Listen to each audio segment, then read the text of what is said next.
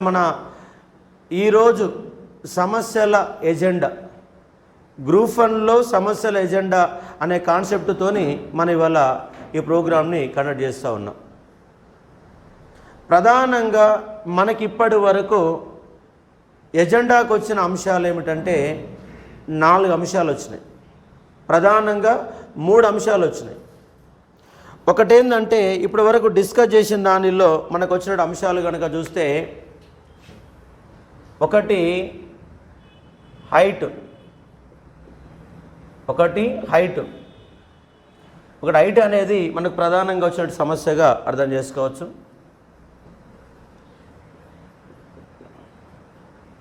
Height అనేది ప్రధానంగా వచ్చింది. రెండవది ఏజ్ ఫ్యాక్టర్ అనేది ఒకటి వచ్చింది. మూడవది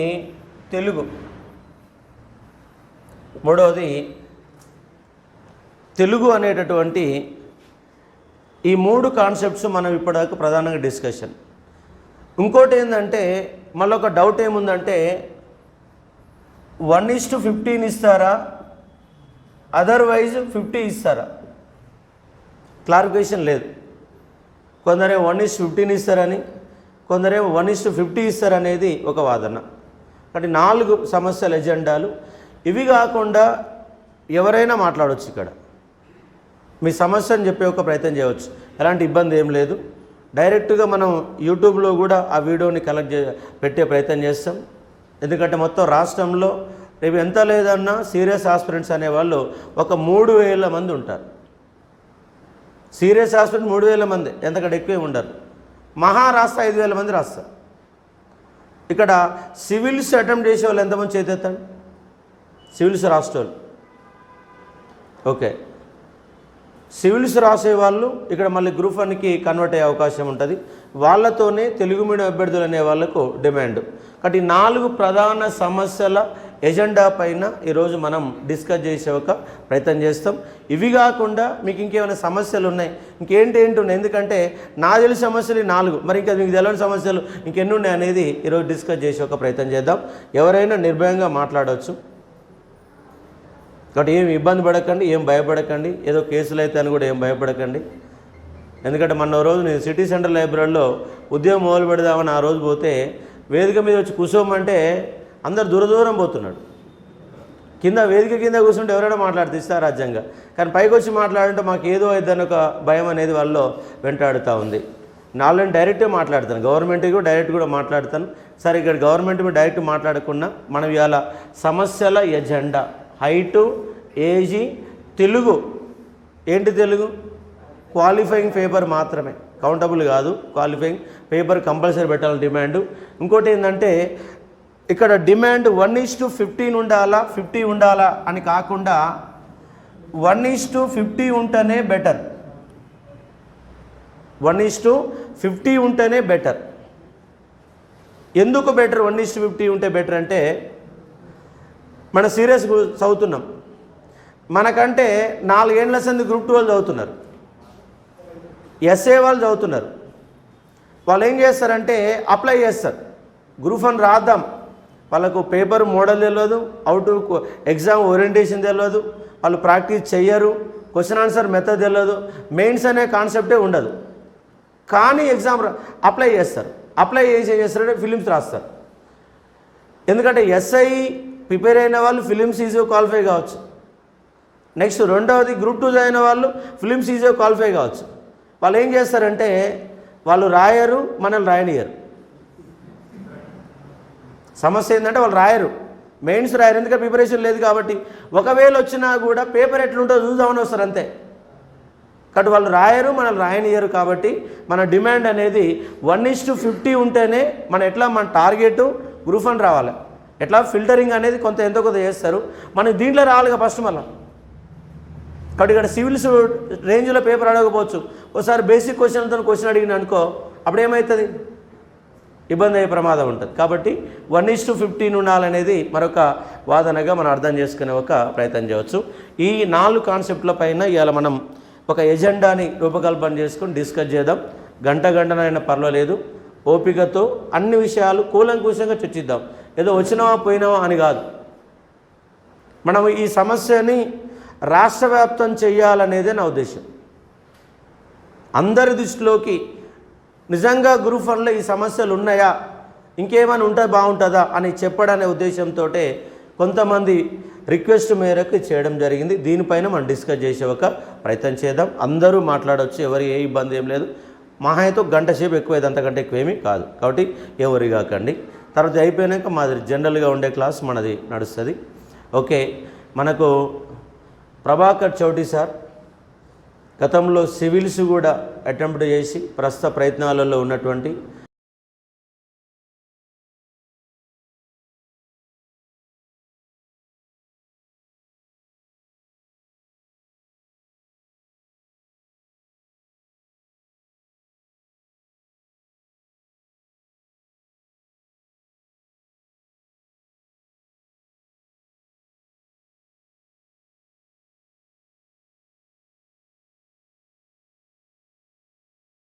వై శ్యామ్ సుందర్ రెడ్డి. సో నేను కూడా ఒక గ్రూప్ 1 ఆస్పిరెంట్ని. సో మన గ్రూప్లో చాలామంది ఉన్నారు. దీనికన్నా ముందు చాలామందికి తెలియని విషయం ఏంటంటే గ్రూప్ 1లో 2011లో పడింది. ఇది అందరికీ తెలిసిన విషయమే. 2011లో గ్రూప్ 1 పడింది. తర్వాత మళ్ళీ ఇంతవరకు గ్రూప్ 1 లేదు మనకి. సో ఇక్కడ మోస్ట్ ఆఫ్ ద స్టూడెంట్స్కి ఏంటంటే జనరల్గా ఎవరైనా సరే గ్రూప్ 1 అభ్యర్థి డిప్యూటీ కలెక్టర్కి ఏం చేస్తారు. In case if not possible జనరల్గా DSP is second level post, దానికి మనం ఆప్ట్కి వెళ్తాం. సో డిఎస్పీ హైట్ వచ్చేసి జనరల్గా మన దగ్గర ఎంత ఉందో చాలామందికి తెలియదు. బికాస్ 2011లో వచ్చింది నోటిఫికేషన్, తర్వాత రాలేదు. మన దగ్గర డిఎస్పీ హైట్ వచ్చేసి జనరల్గా 167.5 సెంటీమీటర్స్. ఇది ఒక 6. సో ఈ హైట్ వచ్చేసి కానిస్టేబుల్కి అంతే ఉంటుంది, ఎస్ఐకి అంతే ఉంటుంది, డిఎస్పీకి కూడా అంతే ఉంటుంది. సో ఇక్కడ వ్యత్యాసం అనేది లేదు. జనరల్గా ఇదే if you take in IPS civil services తీసుకుంటే 165 సెంటీమీటర్స్ ఉంటుంది. ఎవడైతే డిఎస్పీ ఇక్కడ కొడతాడో within 10 years will be a confirmed IPS in Telangana, which ever స్టేట్లో కన్ఫర్మ్ ఐపీఎస్ అయ్యే ఉంటుంది. సో ఇతనికి 167.6 సెంటీమీటర్స్ అవసరం లేదు. 165 centimetres is more than enough. Because ఇతను ఆర్డర్లు పాస్ చేస్తారని రోడ్ల పైన ఉరకడు, ఎత్తడు, జంపల్స్ అట్లాంటివి ఏమి ఉండవు. కాబట్టి 165 centimetres is good enough height. So దీని గురించి చాలామందికి తెలియక చాలామంది మిస్ అయ్యారు నోటిఫికేషన్. ఓకే నీకెందుకు, నువ్వు అన్నావు అంటే నేను ఉన్న హైట్. సో నా ఫ్రెండ్ సర్కిల్లో చాలామంది లేరు. ఈ క్వశ్చన్ నాకు కూడా చాలామంది వేశారు, నువ్వు లేవు కదా, నీకు అవసరం లేదు కదా, నువ్వు రాసుకోవచ్చు కదా అంటే. గ్రూప్ 1 నోటిఫికేషన్ అనేది ఒక చాలామందికి కొట్టాలి అనేది ఒక సంకల్పం ఉంటుంది. చాలా రోజుల నుంచి కొట్టాలి గ్రూప్ 1 జాబ్ కొట్టాలి అని చెప్పి. ఇది హైట్ ఉండి నాలెడ్జ్ ఉన్న వాళ్ళు ఈ హైట్ లేక ఎలిజిబిలిటీ కోల్పోతున్నారు. సో దీని గురించి మేము చాలా డీజీపీని కలిసినాం చాలాసార్లు, అండ్ మహమ్మద్ అలీ అని కలిసినాం, తర్వాత హరీష్ రావుని కలిసినాం, రిప్రజెంటేషన్ అన్ని పేపర్లో Deccan Chronicle, times of India, Hindu ఒక్క రాలేదు. ఆల్రెడీ ఇండియన్ ఎక్స్ప్రెస్లో వచ్చింది, డీసీలో వచ్చింది కాబట్టి హిందూ పేపర్లో మేము వేయము అని చెప్పారు. బట్ ఆంధ్రజ్యోతి, సాక్షి అన్ని పేపర్లో వేయించిన తర్వాత ఎట్లాస్ ఫైనల్లీ వి సక్సీడెడ్. ఇది ఇంటర్నల్గా సర్వీస్ రూల్స్ చేంజ్ చేస్తున్నారు. So they are changing it to 165 centimetres. ఇంకొన్ని రోజుల్లో జీవో వస్తుంది. సో ద నెక్స్ట్ క్వశ్చన్ ఏంటంటే ఏజ్. మనకు 2011లో వచ్చింది, ఇప్పుడు ఆల్మోస్ట్ 10 years అయిపోయింది. సో సమ్వాట్ 12 years అయిపోయింది, 10-12 years. అప్పుడు 24 ఉన్న అతనికి ఇప్పుడు నియర్లీ 10 years అంటే 34కి వెళ్ళిపోతాడు. సో అతని పరిస్థితి ఏంది మరి? సో చాలామందికి ఉంటుంది ఈ రాక గ్రూప్ 1 వస్తుంది. తెలంగాణ వచ్చినప్పటి నుంచి ఇంతవరకు మన దగ్గర గ్రూప్ 1 నోటిఫికేషన్ లేదు. ప్రతి ఒక్కరికి సరే వస్తుందా రాదన్న తర్వాత విషయం, ఫస్ట్ ఎలిజిబిలిటీ ఉండాలి కదా రాయాలంటే. సో ఎలిజిబిలిటీ కోల్పోతే కరెక్ట్ కాదు కాబట్టి సో ఈ ఇష్యూ కూడా చాలామంది ఇప్పుడు సరే సార్ చాలామంది ఏమంటారు మన కమ్యూనిటీస్ లీడర్లో వాళ్ళ మీద కలిసినప్పుడు నోటిఫికేషన్ పడ్డప్పుడు చూద్దాంలే, నోటిఫికేషన్ పడుతుంది ఈరోజు కాకపోతే రేపు పడుతుంది. నోటిఫికేషన్ పడకుండా మాత్రం ఎలక్షన్స్కి వెళ్ళారు, అందరికీ తెలిసిన విషయమే. 6 months or 3 months on are before notification అయితే వచ్చే ఛాన్స్ ఉంది. ఒకవేళ నోటిఫికేషన్ వచ్చిన తర్వాత ఈ ఏజ్ గురించి తిరిగితే మన ప్రిపరేషన్ టైం తక్కువ ఉన్నప్పుడు అప్పుడు పరిస్థితి ఏంది, కొంతమంది వస్తారు కొంతమంది రారు, ఆ కన్ఫ్యూజన్ స్టేజ్లో ప్రిపేర్ అవ్వాలా ప్రిపేర్ అవ్వద్దా ఆ టెన్షన్లో దీన్ని పట్టించుకోరు. సో ఇప్పుడే ఏం చేసినా సరే ఇప్పుడే మనం ప్రభుత్వం దృష్టికి తీసుకెళ్తే మనం అపోజిట్ ఓట్లే ప్రభుత్వానికి. జనాలు చెప్పుకుంటున్నాం ఇది ప్రాబ్లం ఉంది, ఇంతమంది సఫర్ అవుతున్నారు, 10 years 12 years నుంచి గ్రూప్ 1 నోటిఫికేషన్ లేదు. మీరు కొద్దిగా మాడిఫికేషన్ చేస్తే చాలామంది ఎలిజిబిలిటీ తెచ్చుకుంటారు, దానివల్ల మీకేం నష్టం లేదే. మీకు కావాలంటే ఇంకా అప్లికేషన్ ఫీజులు పెరుగుతాయి, చాలామంది మీకే డబ్బులు వస్తాయి దానివల్ల, అంతే కదా. మా వాళ్ళకేమైనా లాస్ ఉందా ఏజ్ పెంచితే? సో ఇక్కడ మనం అడిగే ఏజ్ ఏంటంటే డిఎస్పీకి 28 ఉంది, వీఆర్ ఆస్కింగ్ ప్రతి దానికి 30 years చేయమని చెప్పి. ఇది ఏంటంటే జనరల్, ఇఫ్ ఈ జనరల్లో కానీ ఇదంతా జనరల్ అమ్మ, అదేమో 32 వచ్చేసి సెంట్రల్. డిఎస్పీ సివిల్ డిఎస్పీ జైల్స్లో మన దగ్గర 28 ఉంది, సెంట్రల్ ఏమో 32 ఏజ్ ఉంది. ఇది జనరల్ కేటగిరీ చెప్తున్నా, దీనికి మనం యాడ్ చేసుకోవచ్చు రిలాక్సేషన్. ఇది అసిస్టెంట్ కన్జర్వేటివ్ ఆఫీసర్, అక్కడ ఐఎఫ్ఎస్ అని ఉంటుంది, ఇండియన్ ఫారెస్ట్ సర్వీస్. వాళ్ళకి 32 ఉంది, మొన్ననే నోటిఫికేషన్ వచ్చింది, మీరు చూడొచ్చు. 28 ఏమో స్టేట్లో ఉంది. మిగతాయి స్టేట్ పోస్టులు కాబట్టి సెంట్రల్లో ఉన్నాయి కాబట్టి అక్కడ పడవు. సో డిఎస్పీకి అక్కడ 32 ఉంది కాబట్టి సెంట్రల్లో OBC SC ST relaxation 3 years మాత్రమే ఉంటుంది. If 32 is general category plus 3 it will go to 35 years. So మనం ఇక్కడ 32 చేయమని అడగట్లే, వీఆర్ ఆస్కింగ్ జస్ట్ 30 బికాస్ స్టేట్లో 5 years రిలాక్సేషన్ ఉంది. ఇక్కడ 30 ఇచ్చినా you will get more 5 years for SC ST BC relaxation వస్తుంది. సో వాళ్ళకి 35 అవుతుంది. If anybody from EWS economically weaker section వాళ్ళకి 5 years యాడ్ అవుతుంది కాబట్టి so they will also be fetching, వాళ్ళకి కూడా కొద్దిగా అడ్వాంటేజ్ ఉంటుంది. ద థింగ్ ఈజ్ మరి ఇప్పుడు యూనిఫామ్ పోస్టులు, ఇవన్నిటికీ యూనిఫామ్ పోస్టులకే ప్రాబ్లం ఉంది, వేరే పోస్టులకు ప్రాబ్లం లేదు. యూనిఫామ్ ఇవన్నీ డిఎస్పీ యూనిఫామ్ పోస్టే, అసిస్టెంట్ కన్జర్వేటివ్ యూనిఫామ్ పోస్టే, ప్రొహిబిషన్ ఎక్సైజ్ గ్రూప్ 2 పోస్ట్ ఇది కూడా యూనిఫామ్ పోస్ట్. 26 అంటే ఏం దారుణం అసలు, ఎప్పుడు పడ్డది నోటిఫికేషన్? 26 అంటే అప్పటి నుంచి కూర్చున్న వాళ్ళకి కూడా దాటిపోయింది ఏజ్ ఇప్పటికి. వాళ్ళు పడే ఎప్పుడో ఒకసారి పడతాయి, వాళ్ళు దాని కూడా ఏజ్ రిలాక్సేషన్ లేకపోతే అది చాలా మేజర్ మిస్టేక్ అవుతుంది, చాలామంది జీవితాలు నాశనం అయిపోతాయి. సో ఆ డిస్ట్రిక్ట్ ఫైర్ ఆఫీసర్ కూడా 26 ఉంది. సో మనం ఏం ఎక్కువ అడగట్లేదు గవర్నమెంట్కి, జస్ట్ ఒక 30 సంవత్సరాలు చేయండి యావరేజ్గా. జనరల్ కేటగిరీకి అన్నిటికీ 30 చేస్తే మిగతా కేటగిరీస్ ఏమన్నా వాళ్ళకి రిలాక్సేషన్ దొరుకుతుంది కాబట్టి they will having more 5 years, 35 years వస్తుంది. సో అందరికి క్లబ్ అవుతారు, అందరికీ అవకాశం దొరుకుతుంది అనే మేజర్ ఇష్యూ మాత్రం. ఈ తెలుగు పెట్టేది కూడా ఇది కూడా మేజర్ ఇష్యూ. దీనిపైన కూడా చాలామందికి రిప్రజెంటేషన్ ఇచ్చారు, మా ఫ్రెండ్స్లో ఇచ్చినారు, వాళ్ళు యాక్సెప్ట్ చేసేలా ఉన్నారు.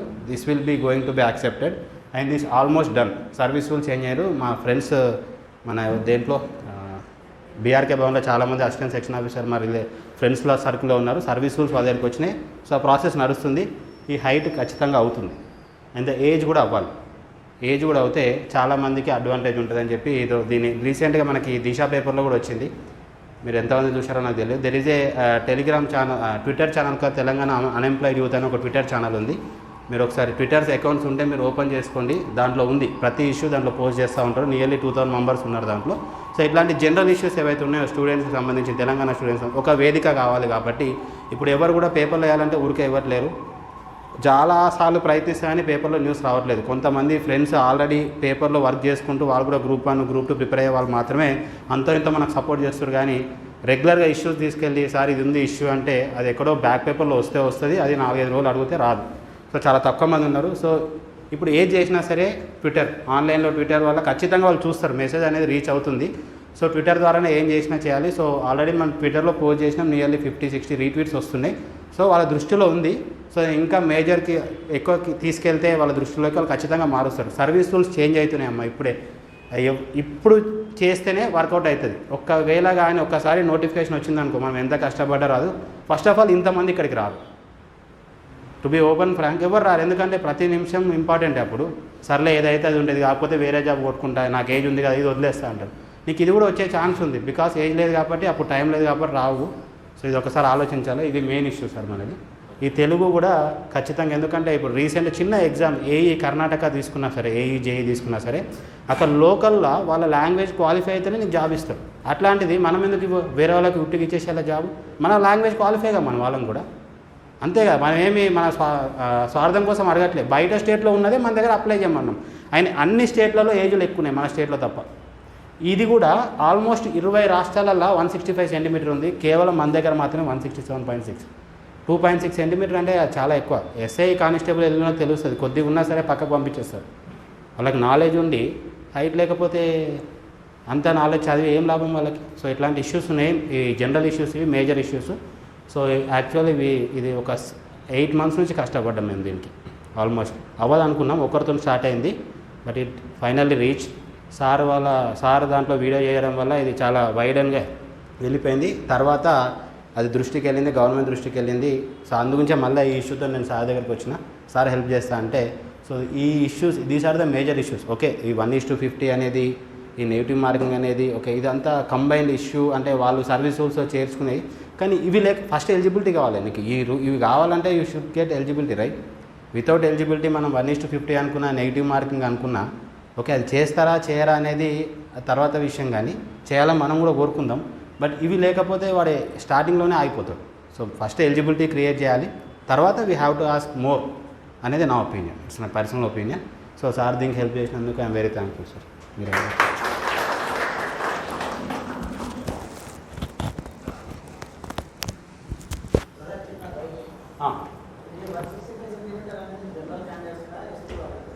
ఇది జనరల్కి 165, సో మిగతా వాళ్ళకి తగ్గుతుంది, ఇంకా అక్కడ తగ్గుతుంది, ఖచ్చితంగా తగ్గుతుంది. అక్కడ నార్మల్గా ఉండే రూల్స్ అక్కడ ఉంటాయి, దాని తగ్గుతుంది. ఎప్పుడైనా మనం జనరల్ని కట్ ఆఫ్ తీసుకుంటే ఏ రిలాక్సేషన్లో బీసీ ఎస్సీ ఎస్టీ వాళ్ళకి ఎక్కువ పెరుగుతుంది, హైట్లో ఇంకా తగ్గుతుంది. అందులో జనరల్ని తీసుకుంటాం. ఎస్ఐ కానిస్టేబుల్ని గట్టిగా అడగకపోవడానికి కారణం ఏంటంటే అక్కడ ఏజెన్సీ వాళ్ళ దాంట్లో తక్కువ ఉంది. కొంతమంది నాకు దీని గురించి ఫైట్ చేసినప్పుడు అడిగారు, బ్రదర్ మీరు ఎస్ఐ కానిస్టేబుల్ 165 చేయండి అంటే, ఇప్పుడు నేను ఈ 165 చేయాలి అనడానికి 20 రాష్ట్రాల్లో 165 సెంటీమీటర్ ఉంది కాబట్టి నేను ఒకవేళ అడిగితే గవర్నమెంట్ కూడా కన్సిడర్ చేస్తుంది. ఒకవేళ ఎస్ఐ కానిస్టేబుల్ గురించి నేను అడిగింది అనుకోని ప్రతి దగ్గర కొన్ని దగ్గర 171 కూడా ఉంది. సో మనం అడగలేము, ఏదైనా ప్రూఫ్ ఉంటేనే అడగవచ్చు గట్టిగా. సో ఇది ప్లస్ ఏంటంటే ఐపీఎస్ కూడా 165 సెంటీమీటర్ ఉంది కాబట్టి we have good amount of proofs ఉన్నాయి కాబట్టి మనం డిమాండ్ చేయొచ్చు. So that is the major thing. And agency age మీరు అడిగిన దాంట్లో దీనికన్నా తక్కువే ఉంది, అది కూడా మెన్షన్ చేసినాము. అండ్ అమ్మాయిలకు ఇంకా తక్కువ ఉన్నారు, 163 సెంటీమీటర్స్ అడిగినాము. సో వాళ్ళు దాన్ని యాక్సెప్ట్ చేసినారు. So it is in the process. Okay, మన మిత్రుడు మంచి వాల్యుబుల్ పాయింట్ చర్చ తీసుకొచ్చాడు. గతంలో మనకు కూడా ఈ విషయం మీద కూడా ఫస్ట్ నన్ను అప్రోచ్ అయినప్పుడు కూడా దాన్ని చేశాము, అదొక ఉద్యమంలాగా అయితే వెళ్తూ ఉన్నది. అది ఇక్కడ 28 అందరికీ 5 ఏళ్ళు వస్తుంది. ఎందుకంటే ఇవాళ ఓసీలో కూడా 5 years రిలాక్సేషన్ వస్తుంది కాబట్టి 30 ఇచ్చిర్రు అనుకోండి 35 దాకా వెళ్ళిపోతాయి. ఇంకోటి ఏంటంటే డ్రెస్ ఉద్యోగాలు ఉండండి పర్లేదు ఉన్నాయి, +2 పెంచాలనేది కాన్సెప్ట్. 35 దాకా వెళ్ళిపోతాం. 35 అంటే మేజర్లీ ఎక్కువ మంది స్టూడెంట్స్ రావడానికి అవకాశం ఉంటుంది. ఎందుకంటే డిఎస్పి ఉద్యోగాలు 100 దాకా పడతాయి అనేది ఒక ఆలోచన. దాంతోపాటు ఇంకా డిస్ట్రిక్ట్ ఫైర్ ఆఫీసర్, అదేవిధంగా అసిస్టెంట్ ప్రొవిజన్, దాని సూపరింటెండెంట్ పోస్టులు కూడా పడతాయి కాబట్టి ఇది కొంత న్యాయం చేయడానికి అవకాశం ఉంటుంది. ఇది మంచి డిమాండ్. అక్కడ ఇది కూడా మనము ఏదో ఒక రోజు మీటింగ్ జరిగిన తర్వాత ఈ రిప్రజెంటేషన్ అనే కాన్సెప్ట్ మీద ఒకరోజు ఒక అప్డేట్ టైం పెట్టుకొని కూడా ఎవరినైతే కలవాలనుకుంటున్నామో వాళ్ళని కూడా కలిసి ఒక ప్రయత్నం చేద్దాం. ఈ యొక్క ప్రధానమైన డిమాండ్స్. ఇంకోటి ఏంటంటే ఇక్కడ 165 మనకు ఒకటే కాదు, 20 రాష్ట్రాలు ఉన్నప్పుడు మనకి ఇవ్వడానికి నష్టం ఏంది? ఐపీఎస్కి ఉన్నప్పుడు మళ్ళా మనకు నెక్స్ట్ ప్రమోషన్ ఏమొస్తుంది? Confirmed MBS. ఇలా 33 జిల్లాలు వచ్చిన కారణంగా దాదాపు 25 జిల్లాల ఎస్పీలు ఎవరున్నారంటే డిఎస్పీలే ఉన్నారు. 25 జిల్లాలకు ఎస్పీలుగా ప్రమోషన్ వచ్చిన వాళ్ళందరూ కూడా డిఎస్పీలే. వాళ్ళు నిజామాబాద్ ఆర్డీఓ ఉన్నాడు, నిజామాబాద్ కలెక్టరు ఒకప్పుడు నేను చూడగా, నేను యాజ్ ఎ జర్నలిస్ట్గా పనిచేసి సూర్యాపేట ఆర్డీఓగా ఉన్నాడు, వాళ్ళు నిజామాబాద్ జిల్లా కలెక్టర్ అయ్యాడు. డిఎస్పీలు కూడా వెంకటేశ్వర్లు అని చెప్పేసి ఇంతకుముందు సూర్యాపేట ఎస్పీగా పనిచేసినటువంటి వ్యక్తి, ఆయన డిఎస్సి కోచింగ్ ఇచ్చినప్పుడు టీచర్గా ఉన్నాడు. తర్వాత ఆయన కోర్టులో కేసు వేసి 5 ఏళ్ల తర్వాత ఉద్యోగం తెచ్చుకొని మళ్ళీ ఎస్పీ అయ్యాడు, డిఎస్పీనే మళ్ళీ ఎస్పీ అయ్యాడు. కాబట్టి మంచి అవకాశం ఏంటంటే గ్రూప్ ఈ యొక్క యూనిఫామ్ పోస్టులలో మంచి అవకాశం ఉంటుంది కాబట్టి ఇది ప్రధానమైన ఎజెండాగా. ఇంకోటి 26 మహా దుర్మార్గం. ఇది 26 మహా దుర్మార్గం. 30 ఏళ్ళు ఇస్తే వచ్చిపోయే నష్టమైంది. అంటే సెలక్షన్ చేసినప్పుడు 2 ఏళ్ళ తర్వాత వాళ్ళు సీనియర్ అయినాక ఆయన ఉరుకోద్దా? మరి అప్పుడు 50 ఏళ్ళకి ఉద్యోగం చేయాలి కదా.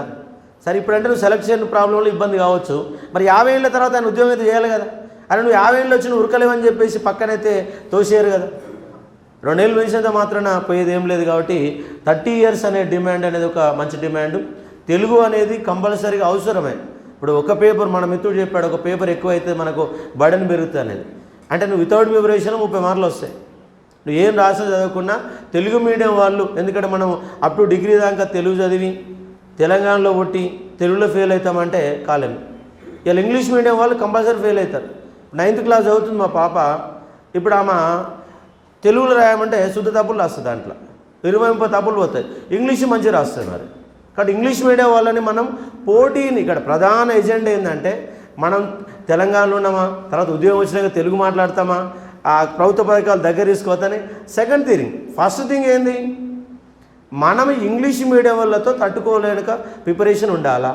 ఇంకోటి ఏంటంటే పక్క రాష్ట్రాలలో సెటిల్ అయిన వాళ్ళు ఇంగ్లీష్ చదువుకున్న వాళ్ళంతా వాళ్ళు ఉద్యోగాలు కొట్టుకొని పోతే మరి గవర్నమెంట్ ఆ సర్కారు బళ్ళు చదువుకున్న మనం విడిపోవాలి. మరి సర్కారు బళ్ళే చదువుకున్న వాళ్ళు కూడా ఇంగ్లీష్ మీడియం వాళ్ళని నిలవరించాలి అంటే తెలుగు అనేది ఒకటి పెట్టాలి అనేది ఒక కాన్సెప్ట్.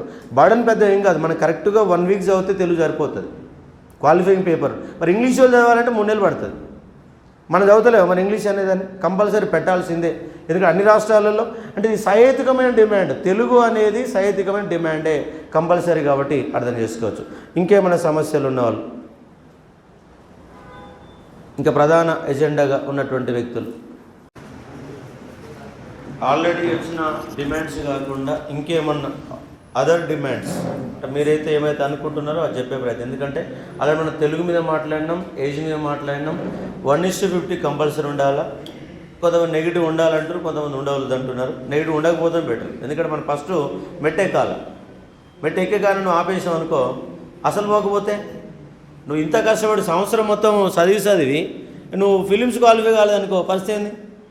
అటు ఇబ్బంది అవుతుంది. కాబట్టి 1:50 జనరల్గా ఉండాలి. ఇక నెగిటివ్ వద్దు, ఇక పాజిటివ్ వద్దు. ఇక మొత్తం 50 మార్కులు 1:50 ఉండాలి. మళ్ళీ నెగిటివ్ పెడితే పోయే ప్రమాదం ఉంటుంది. ఎందుకంటే పేపర్ ఎట్లా వస్తుంది, పేపర్ మీద డిపెండ్ అయి ఉంటుంది. కాబట్టి 1:50 అనేది ఉండాలి. అలా మళ్ళీ నెగిటివ్ లేదు, ఏం లేదు. తెలుగు కంపల్సరీ, ఎందుకంటే తెలంగాణలో పుట్టాం కాబట్టి తెలుగు ఉండాలి. ఏజ్ అనేది అది అందరికీ డిమాండ్ వచ్చే సందర్భం 35 ఇయర్స్ దానికి వస్తుంది. హైట్ అనేది కూడా తగ్గిస్తే చాలా యూజ్ఫుల్ అవుతుంది. అమ్మాయిలు కూడా 152 ఉంది, 150 వరకు ఉండాలి. 150 అనే డిమాండ్. ఇవి 4 సహితమైన డిమాండ్. ఇవి కాకుండా ఇంకేమన్నా కొత్త అంశాలు ఉంటే చెప్పే ప్రయత్నం చేయండి.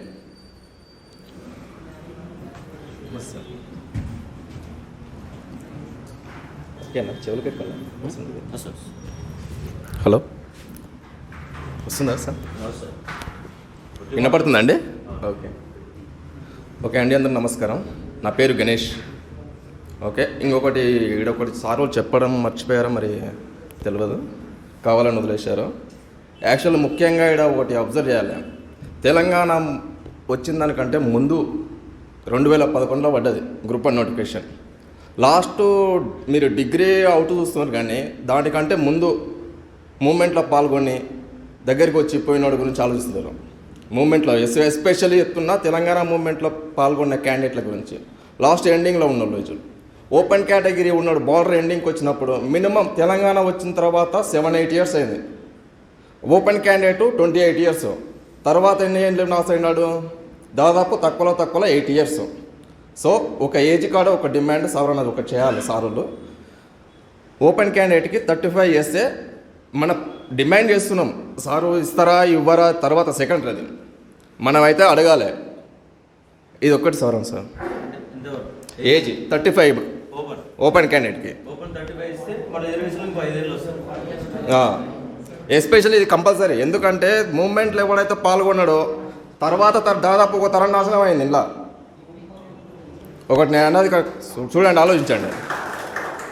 ఎగ్జాంపుల్, ఓపెన్ క్యాండిడేట్ ఈడబ్ల్యూఎస్ అన్న తర్వాత రిజర్వేషన్ ఉంటుంది, ఉండదు.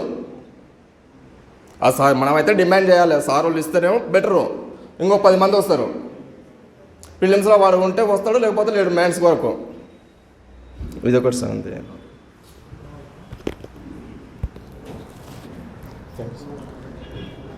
అంటే మామూలుగా సాధారణంగా 30 అనేది పెట్టాలని డిమాండ్.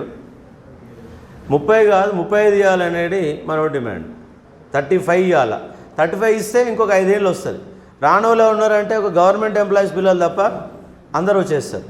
ఎందుకంటే ఓసీ క్యాండిడేట్ కూడా అందరికి కూడా ఈ ఏజ్ రిలాక్సేషన్లో 8 lakhs నేపథ్యంలో అందరికి వస్తుంది. కాబట్టి 40 వరకు ఉంటే ఇంకా సంతోషమే.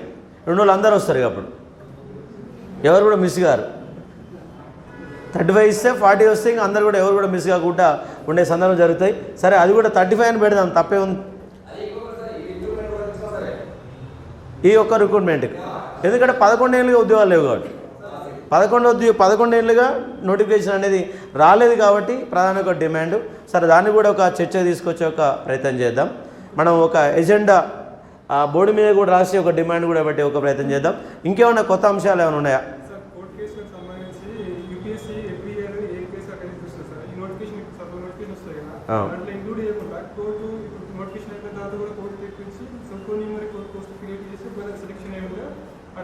కానీ ఆ నోటిఫికేషన్ డిస్టర్బ్ చేయకుండా కోర్టు తీర్పులు ఏమైనా ఉంటే తర్వాత చూసుకో. ఫస్ట్ అయితే లేకపోతే పంపించాలా. అదనంగా ఎవరైతే డిమాండ్కి వచ్చారో వాళ్ళకి అవసరం సూపర్ న్యూమరీ పోస్ట్ క్రియేట్ చేయడమా, లేదా నెక్స్ట్ నోటిఫికేషన్ ఉన్న పోస్ట్ లాక్కొచ్చి చేయడమా, ఏదో ఒకటి చేయాలిగా. దాన్ని మాత్రం డిస్టర్బ్ చేయొద్దని. ఎందుకంటే తీరా నోటి కాడికి వచ్చినటువంటి కూడు ఖరాబ్ అయిందన్నట్టుగా ఉంటుంది పరిస్థితి. 2016లో అదే జరిగింది. 2011 ఎగ్జామ్ పెడితే రిజల్ట్ ఏమో 10 ఏళ్ళు వచ్చింది. తీరా 6 క్వశ్చన్లు తప్పున్నాయని మొత్తం వ్యవస్థను తీసి పడేశారు. కోర్టులు అనేవి. మరి కోర్టుకు కూడా ఒక 1 year 2 years టైం ఇవ్వాలి, ఒక 1 year. కానీ 5 ఏళ్ల తర్వాత కూడా నేను తీర్పిస్తా అంటే పరిస్థితి అనేది తేడాగా వస్తాయి కూడా అర్థం చేసుకోవచ్చు. ఇంకేమన్నా మేడం మాట్లాడతారేమో?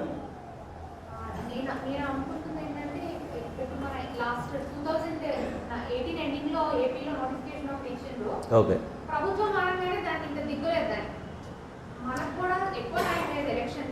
ఓకే.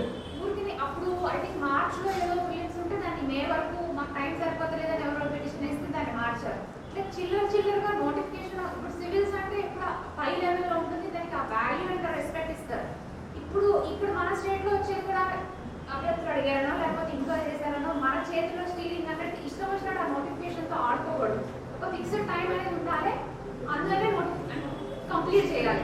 అంటే మళ్ళీ డేట్లు మారవడం కానీ ఒకసారి నోటిఫికేషన్ అనేది వస్తే అది 3 నెలల్లో ఫిలిమ్స్ పెడతాంటే 3 నెలలు పెట్టాలా, మెయిన్స్ పెడతాంటే మెయిన్స్ పెట్టాలా, ఇంటర్వ్యూ పెడతాంటే ఇంటర్వ్యూ పెట్టాలా. 2016లో Group 2 వస్తే ఉద్యోగంలో జాయిన్ 2021. 2016లో నోటిఫికేషన్ వచ్చింది, జాయిన్ అయ్యేసరికి 2021 వచ్చింది.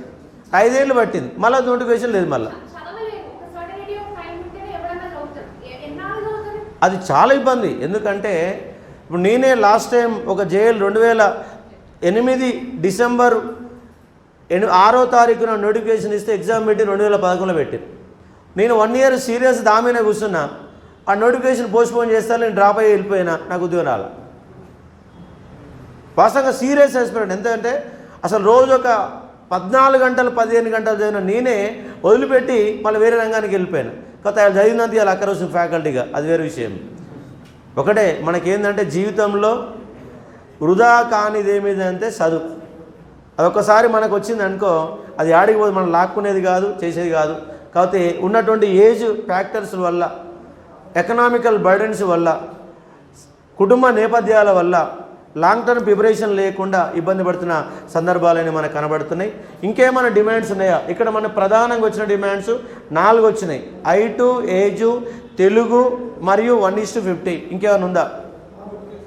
కోర్టు కేసెస్, ఇంకా పేపర్ కరెక్షన్. అంటే పేపర్ కరెక్షన్ అంటే ఎలా ఉండాలనుకుంటున్నారు? అది కామన్గా ఉండేది. అది 3 యూనివర్సిటీలో పంపిస్తారు. ఒక పేపర్ని కంపల్సరీగా 3 యూనివర్సిటీలు పంపిస్తున్నారు. కాబట్టి ఇక్కడ లాంగ్వేజ్ అనే విషయం వచ్చేసరికి కరెక్షన్ దగ్గర ప్రాబ్లం అవుతుంది. తెలుగు మీడియం దిద్దే వాళ్ళు వేరు ఉంటారు, ఇంగ్లీష్ మీడియం దిద్దే వాళ్ళు వేరు ఉంటున్నారు.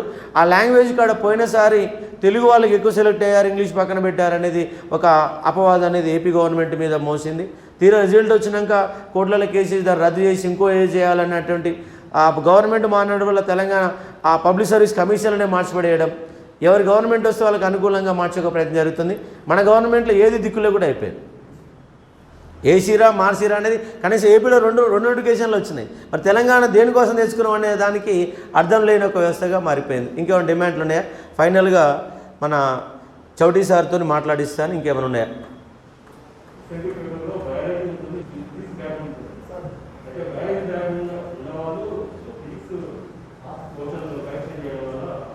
ఓకే, ఇప్పుడు ఎస్ఎన్టీ పేపర్ ఉంది. ఎస్ఎన్టీ పేపర్లో మనకు 5th పేపర్లో 3 ఆప్షన్స్ ఉన్నాయి. ఒకటి ఫిజికల్ సైన్స్ బేస్డ్లో ఉన్న స్పేస్ టెక్నాలజీ ఉంది, బయోసైన్స్ బేస్డ్లోనే బయోటెక్నాలజీ ఉంది. ఇప్పుడు ఏమవుతుందంటే ఇక్కడ బయోటెక్నాలజీకి అవగాహన ఉన్న వాళ్ళు స్పేస్ టెక్నాలజీ అవగాహన లేదు, కానీ ఒక టీచర్ని తీసుకొచ్చి మొత్తం కరెక్షన్ చేపిస్తారు. దానివల్ల ప్రాబ్లం అవుతుంది. కాబట్టి 50 మార్కులు ఒకటి, 50 మార్కులు ఒకటి, 2 వేరువేరుగా కరెక్షన్ చేయాలనేది మన మిత్రుడి యొక్క డిమాండ్. తెలుసు కదా 5th పేపర్ అనేది. 5th పేపర్లో స్టార్టింగ్ 5 టాపిక్స్ ఏం బయోసైన్స్ బ్యాక్గ్రౌండ్ ఉంటే, తర్వాత 2nd టాపిక్లో ఉన్నటువంటి ఫిజికల్ సైన్స్ బ్యాక్గ్రౌండ్ ఉన్న వాళ్ళు, అంటే ఫిజిక్స్ ఉన్న వాళ్ళు బయోసైన్స్ దిద్దొద్దు, బయోసైన్స్ ఉన్న వాళ్ళు ఫిజిక్స్ దిద్దొద్దు. నీ 50 మార్కుల పేపర్ వరకే కరెక్షన్ చేయాలి, మిగతా 50 మార్కులు ఫిజిక్స్ బ్యాక్గ్రౌండ్ వాళ్ళు కరెక్షన్ చేయాలనేది డిమాండ్. ఇది సాహిత్యం డిమాండ్. ఎందుకంటే ఇంటర్మీడియట్లో ఇప్పుడు కొన్ని కాలేజీలల్లో సివిక్స్ చెప్పేటోళ్ళు హిస్టరీ చెప్తున్నారు, లెక్చరర్ ఏమో సివిక్స్ చెప్పే ఫ్యాకల్టీ హిస్టరీ చెప్తున్నాడు. అలాంటి సందర్భాలు కనబడుతున్నాయి. కాబట్టి అదొక డిమాండ్. అవును,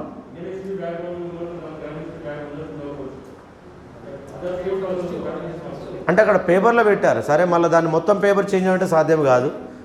ఇండియన్ హిస్టరీ 50 మార్కులు ఉంది, తెలంగాణ హిస్టరీ 50 మార్కులు ఉంది, జియోగ్రఫీ 50 మార్కులు ఉంది. 50 మార్కులలో సిలబస్ ఎక్కువ పెట్టారు.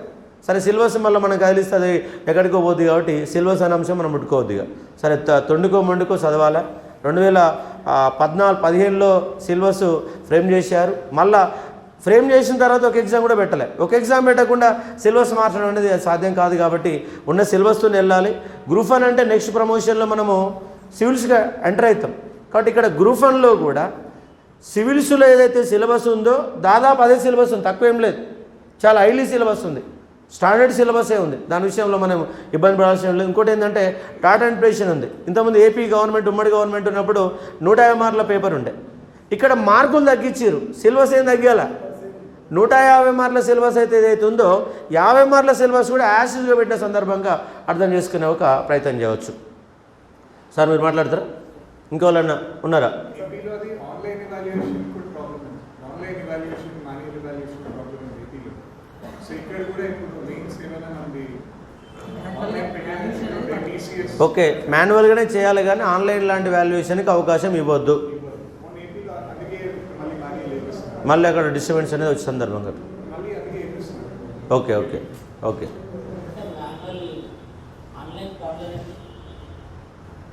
ఆన్లైన్ అంటే అకౌంటబిలిటీ అది జవాబుదారీతనం ఎలా ఉంటుంది? Online evaluation only one evaluator is correct.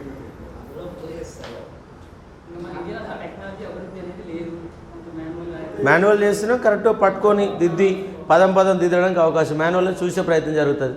ఇప్పుడు డిగ్రీ ఇంటర్ కూడా ఆన్లైన్ చేస్తారు. ఇప్పుడు నా ఒపీనియన్ ఏంటంటే మొత్తం ఆన్లైన్ ఎవాల్యుయేషన్ ఉంటుంది, అదే ఎక్కువ అకౌంటబిలిటీ ఉంటుంది మాన్యువల్ కంటే. సో నేను ఒక మార్క్ వేస్తున్నాను అనుకోండి, ఆటోమేటిక్గా అది రియల్ టైం అప్డేట్ ఉంటుంది. సో ఆయన ఎందుకు ఆ మార్క్ వేసిన దాని కూడా ఇన్పుట్స్ రాయాలి. సో పెన్నుతో రాసినట్టు రాయడం ఉండదు. దాంట్లో 4 లైన్లు ఉంటే 4 లైన్లు ఖచ్చితంగా ఎవాల్యుయేటర్ దించాలి. సో ఆన్లైన్లో ఎక్కువ అకౌంటబిలిటీ ఉంటుంది. సో మీరు ఏమనుకుంటున్నారు? పెన్ను పెట్టేసి ఇట్లా ఏం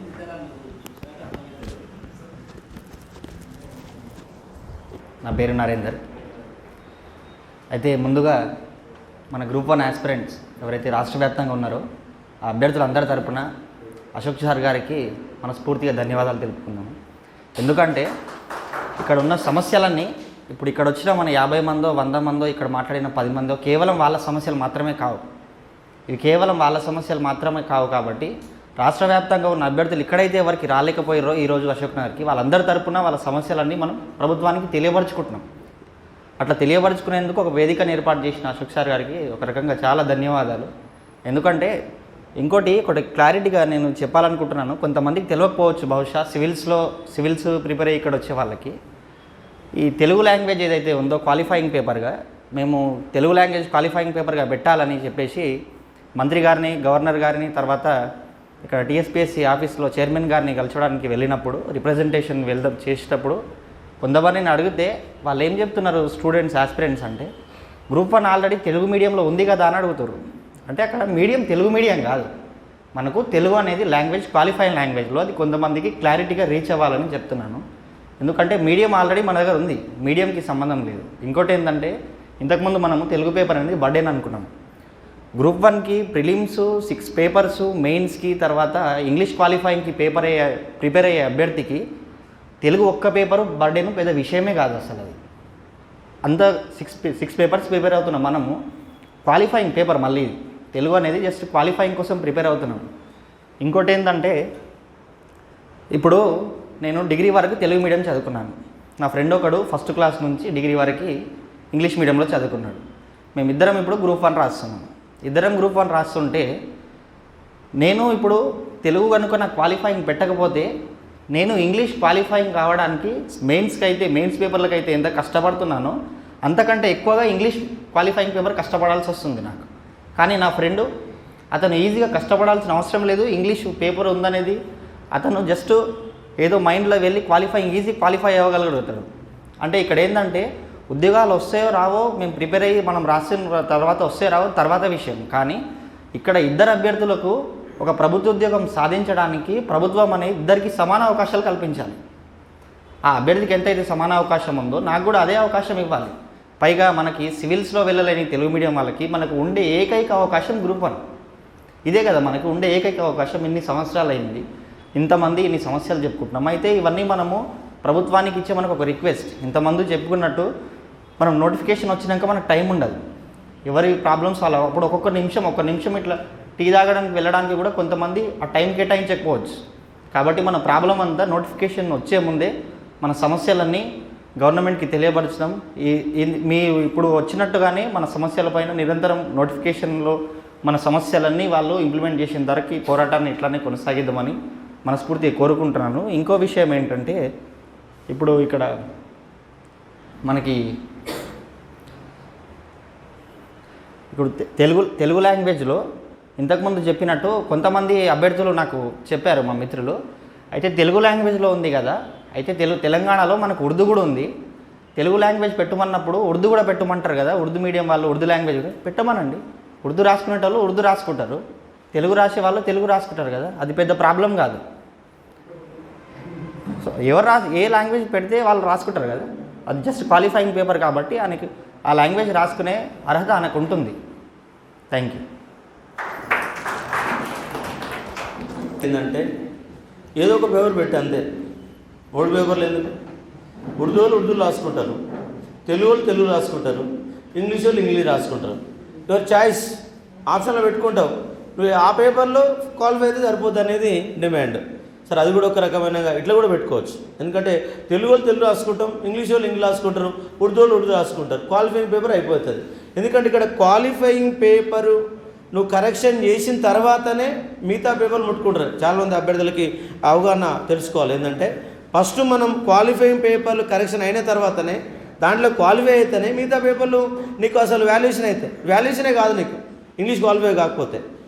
మనకు అంతకుముందు ఎస్ఐ ఎగ్జామ్ కాక అంతకుముందు ఎస్ఐ ఎగ్జామ్లో 87% మంది ఇంగ్లీష్లో నాట్ క్వాలిఫైడ్, కేవలం 13% మాత్రం క్వాలిఫైయర్. 240 మార్కుల కట్ ఆఫ్ ఉంటే 250 మార్కులు వచ్చినాయి కానీ ఉద్యోగం రాలా. ఎందుకు రాలంటే క్వాలిఫై కాదు. కాబట్టి ఈ తెలుగు అనేది కూడా కంపల్సరీ పెట్టాలన్న ఒక ఆలోచన ఇది ఉన్నటువంటి సందర్భం. ఫైనల్గా మనకు చౌటి సారు మాట్లాడతారు.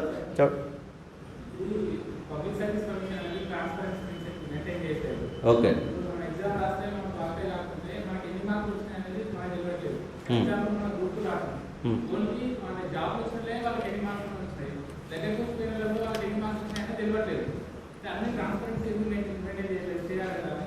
ఓకే, రిజల్ట్లో నీకు ఎన్ని మార్కులు వచ్చాయి దాచిపెట్టొద్దు.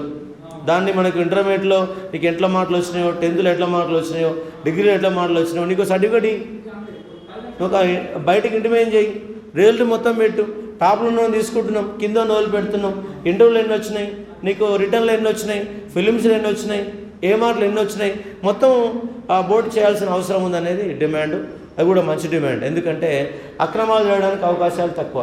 నువ్వు ఫస్ట్ ఫిలిమ్స్ రాగానే ఫిలిమ్స్ పెట్టు, మెయిన్స్ రాగానే మెయిన్స్ పెట్టు, ఇంటర్వ్యూలో పెట్టు. మరి నిజంగా పోస్టులు అమ్ముకున్నారా, ఇచ్చిరా?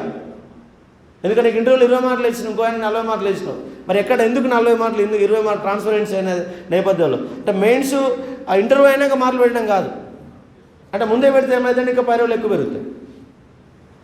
మెయిన్స్ రిజల్ట్ వచ్చినాక మొత్తం వచ్చినాక రిజల్ట్ పెడితే ఏం కాదు, కానీ మనం మెయిన్స్ రిజల్ట్ పెట్టినాం అనుకో ఇంటర్వ్యూలో 10 మార్కులు ఎక్కువ తక్కువ తెప్పించుకోవడానికి పైరులు తీసుకునే ఎక్కువ అవకాశాలు ఉంటాయి. కాబట్టి అది అసలుగా ప్రమాదకరం అవుతుంది. అంటే మొత్తంగా ఫైనల్గా రిజల్ట్ అనేది పెట్టాలి. ఫర్దర్గా నెక్స్ట్ యూపీఎస్సీలో పెట్టినట్టు పెడితే అయిపోతుంది. ఓకే, ఫైనల్గా మన మిత్రుడు Prabhakar చౌడి sir, economy faculty.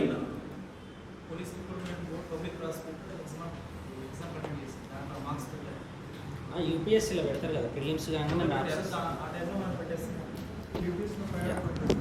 Of you my dear friends.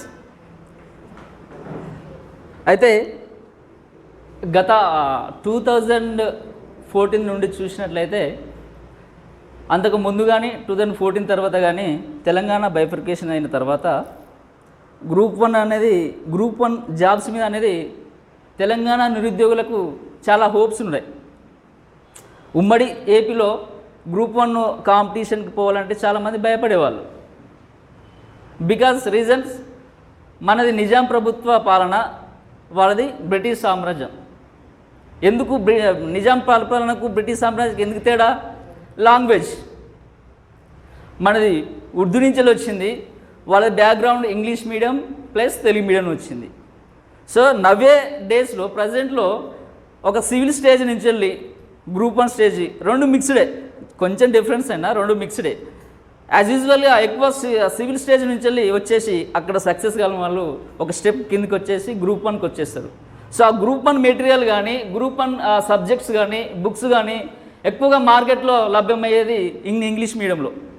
So Telugu medium అనేది చాలా తక్కువ. ప్రజెంట్ డే ఈ రోజు వరకు కూడా తెలుగు మీడియంలో సరైన సబ్జెక్ట్స్ సరైన మెటీరియల్ అనేది మార్కెట్లో అవైలబుల్గా లేదు. సో దాని కారణాల వల్ల నెక్స్ట్ ఇంకొక రీజన్ ఏంటంటే రూరల్ ఏరియాస్ నుంచి వెళ్ళి గ్రామీణ ప్రాంతాల నుంచి వెళ్ళి వచ్చేవాళ్ళు చదువుకున్న వాళ్ళు చాలా అత్యధికంగా ఉంటారు. అదే టౌన్లలో ఉన్న వాళ్ళు హైదరాబాద్లో కానీ రంగారెడ్డిలో ఉన్న వాళ్ళు ఎవరు కూడా కాంపిటీషన్కి రారు. ఒక 10 to 15% గవర్నమెంట్ జాబ్స్ అనేసి వచ్చేస్తారు. మిగతా 85% మొత్తం బిజినెస్ పర్పస్ మల్టీనేషనల్ కంపెనీస్ అబ్రాడ్స్కి వెళ్ళడం వాళ్ళ యొక్క ఫ్యాషన్. సో ఇక్కడ కాంప్లికేషన్స్ ఎక్కడ వస్తున్నాయంటే లాంగ్వేజ్, ఒకటి English medium and Telugu medium.